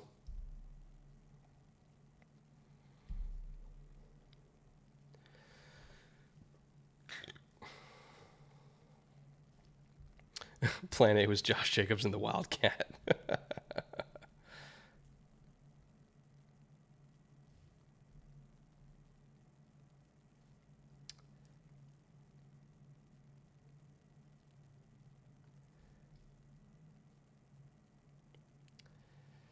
As somebody who also moved to South Florida from New England, it is indeed better down here. It depends on how you define better. I mean, the hurricanes are scary, right? Those would worry me if I was a Floridian. Other than that, great weather. It's just, the tiny little Category 5s that roll through every now and then. I mean, again, I have no room to talk. I live in fire country. Everything's on fire all the time here. So, and eventually the state's just going to break away into the sea from a 11.5 earthquake. But other than that, California's great.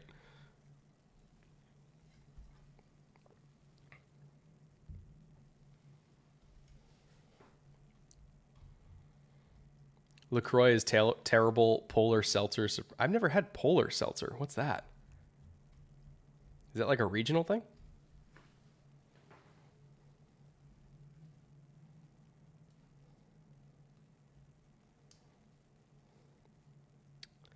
You can evacuate in advance for hurricanes. What other natural disaster lets you do that? Yeah, fires can really creep up on you quick. We went from, like, the last time we got evacuated for fires, which again was a big reason why we sold the house. It went from me doing a Zoom call completely unaware that there even was a fire to walking out of my driveway and seeing the fire was at my neighborhood and it was moving 30 miles an hour and we got to get the fuck out in 5 minutes. So fires can sneak up on you and they're terrifying. And I hope to never have to get evacuated again, because I have done that too many times at this point. And it sucks.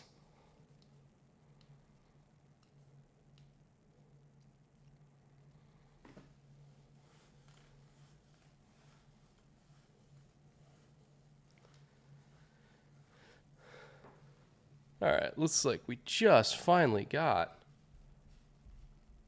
the Viking-Seahawks game going. Let me put out another tweet telling people that we're going.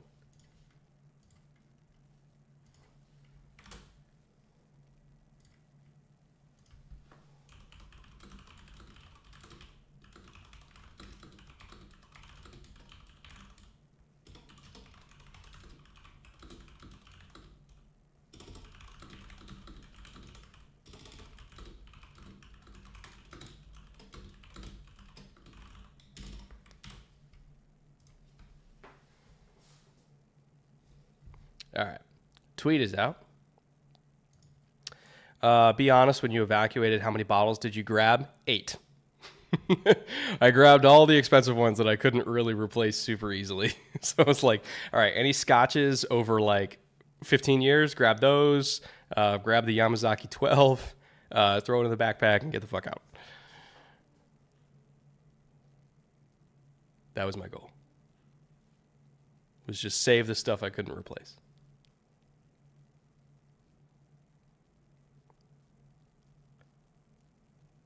How are the cats doing? Sleeping, based on the snoring noises that I've heard while doing this. One of them is like clearly up against the door, just snoring like crazy.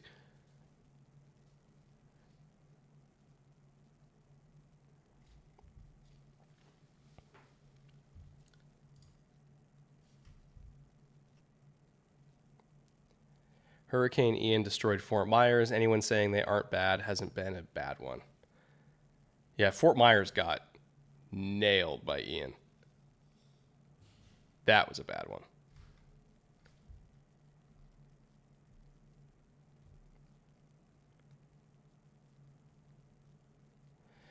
You're drinking LaCroix and you've never tried Polar. I've never tried Polar. I've never even heard of Polar. I have no idea what Polar Seltzer is.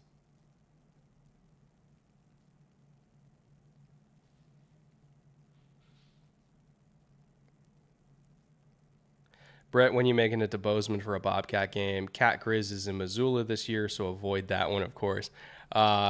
So what's the better stadium to go to for Brawl of the Wild? If there's any Montanans in here, if I wanted to go to Bozeman versus Missoula, do I go to it in Bozeman or do I go to it in Missoula? Like from an aesthetic perspective, if I'm shooting a mini documentary on this, wink, wink, and I'm just driving all the way up the 15 freeway from Southern California that goes all the way through Utah and everything, and it's all gorgeous, and then you end up in Montana and it's all amazing, and I'm planning on shooting a mini documentary on this. From an aesthetic perspective, is Bozeman prettier or is Missoula? Would love some insight. 100% Bobcat Stadium in Bozeman. Ignore the Missoula fans. Also, I love how in Montana, like, they don't refer to Montana State. They just refer to each other by the city. Like, they just call each other Missoula and Bozeman, which I find hilarious. Like, they don't even acknowledge the school.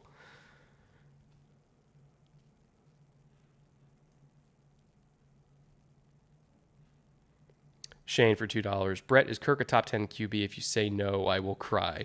I'll give you top 12. Top 10, I don't know. It's somewhere between like 9 and 12, right? Yes, it is the 15 freeway. Not 15. It is the 15. That is how it's properly said. You know this. How long does it take to get to SoFi from the new place? When there's a Taylor Swift concert, an hour and a half. When there's not a Taylor Swift concert, 25 minutes maybe? Not even? 20, 25?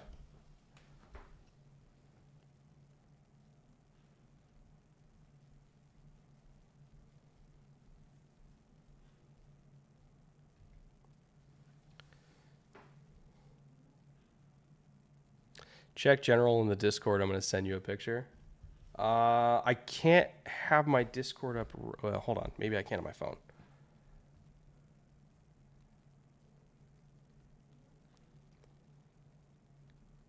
Hold on. You're talking about general in my server, right?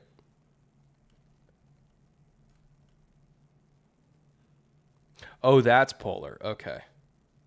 Oh, it comes in plastic bottles? Interesting. All right, I'm going to find that. Do they sell it at Whole Foods? My closest grocery store is a Whole Foods or a Ralph's. If they sell it at one of those, I'll get it.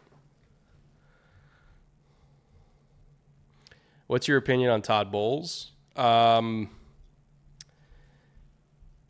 Jury's still out. Like, I think he's a good coach. I think he's a great defensive coordinator. I think he's been saddled with some rough situations with his head. Ooh, I'll kick my camera. I think he's been saddled with some rough situations as a head coach that has not made things easy on him.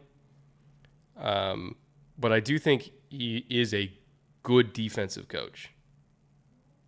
I would like to see him get a young quarterback of note before I fully judge his head coaching abilities. Because he, unfortunately, last year, and Tom is good, but like the offensive line was just way too banged up. Honestly, the team in general was way too banged up. Like they were not fully operational last year, so it wasn't entirely all Todd Bowles' fault. And then this year, obviously, there's no Tom. So I still don't even feel like we're getting an accurate judgment of what Bowles is as a head coach.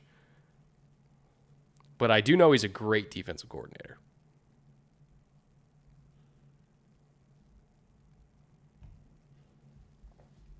Brett, do you think Boye Mafe hype out of camp could be real? How much do you think he could have jumped after one season? He's extremely athletic, and there's a very good pass rush developing coaching staff in Seattle. So, yeah, I kind of do believe the hype. Like, Coach B.T. Jordan's awesome. Great developer of pass rushers. Clint Hurtt's a good coach. Like, you know, he has all the talent and all the support structure in the world coaching-wise to be a great player. So, yeah, I believe it. The potential's there. I'm just waiting for this fucking game to start. Shouldn't it have started already? I thought it was supposed to start at 7.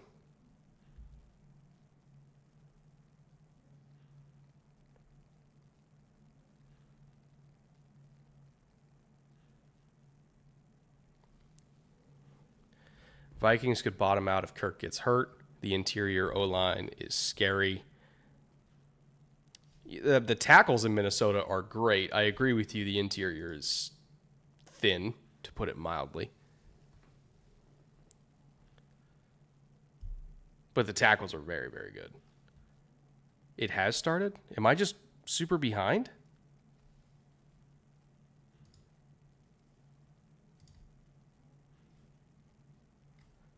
Oh, technical difficulties for the station in Seattle. I think the feed that I'm on is the Seattle one, which is why it's not playing for me, of course.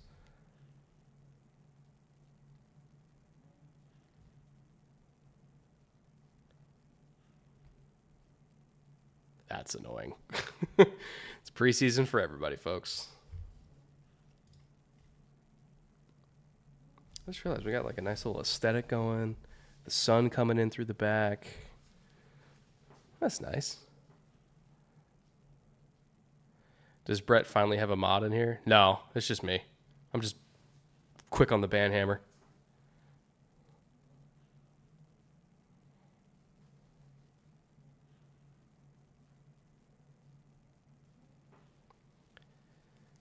Starting now? I still don't have anything on my end. Frustrating. Oh, there we go. Now it's in. All right, looks like we only missed one play. 14:53 in first quarter.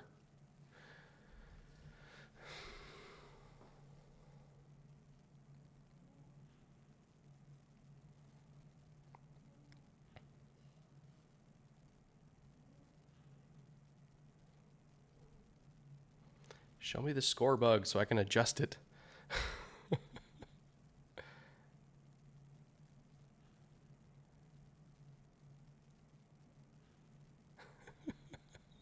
Hi, Bengal. Bengal, when are you releasing that video that you're working on? That I don't know if I'm allowed to talk about, but when are you releasing it?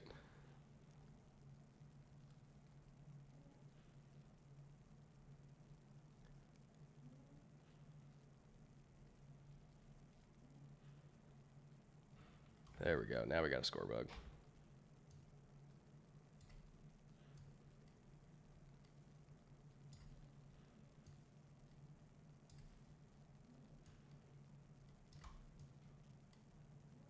All right. That works. Cool.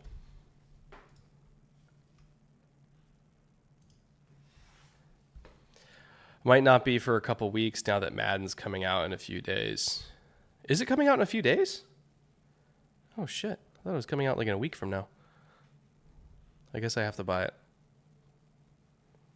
Mainly so I can expense it by just doing a review. But my review would be very different. It would be a review on Madden from the perspective of like how accurate to football is it really? Which I know a lot of people are going to say the obvious answer is it's not accurate. But I want to basically explore like what does it get right? What does it get wrong? And does that actually make it a better or worse game? Because I think there's two different discussions. How accurate of a football game is it versus how good of a game is it? Two very different things. I don't know if I'm qualified to judge, is it a good game? But I am qualified to judge how close to actual football is it. So I think I'll do the video on that.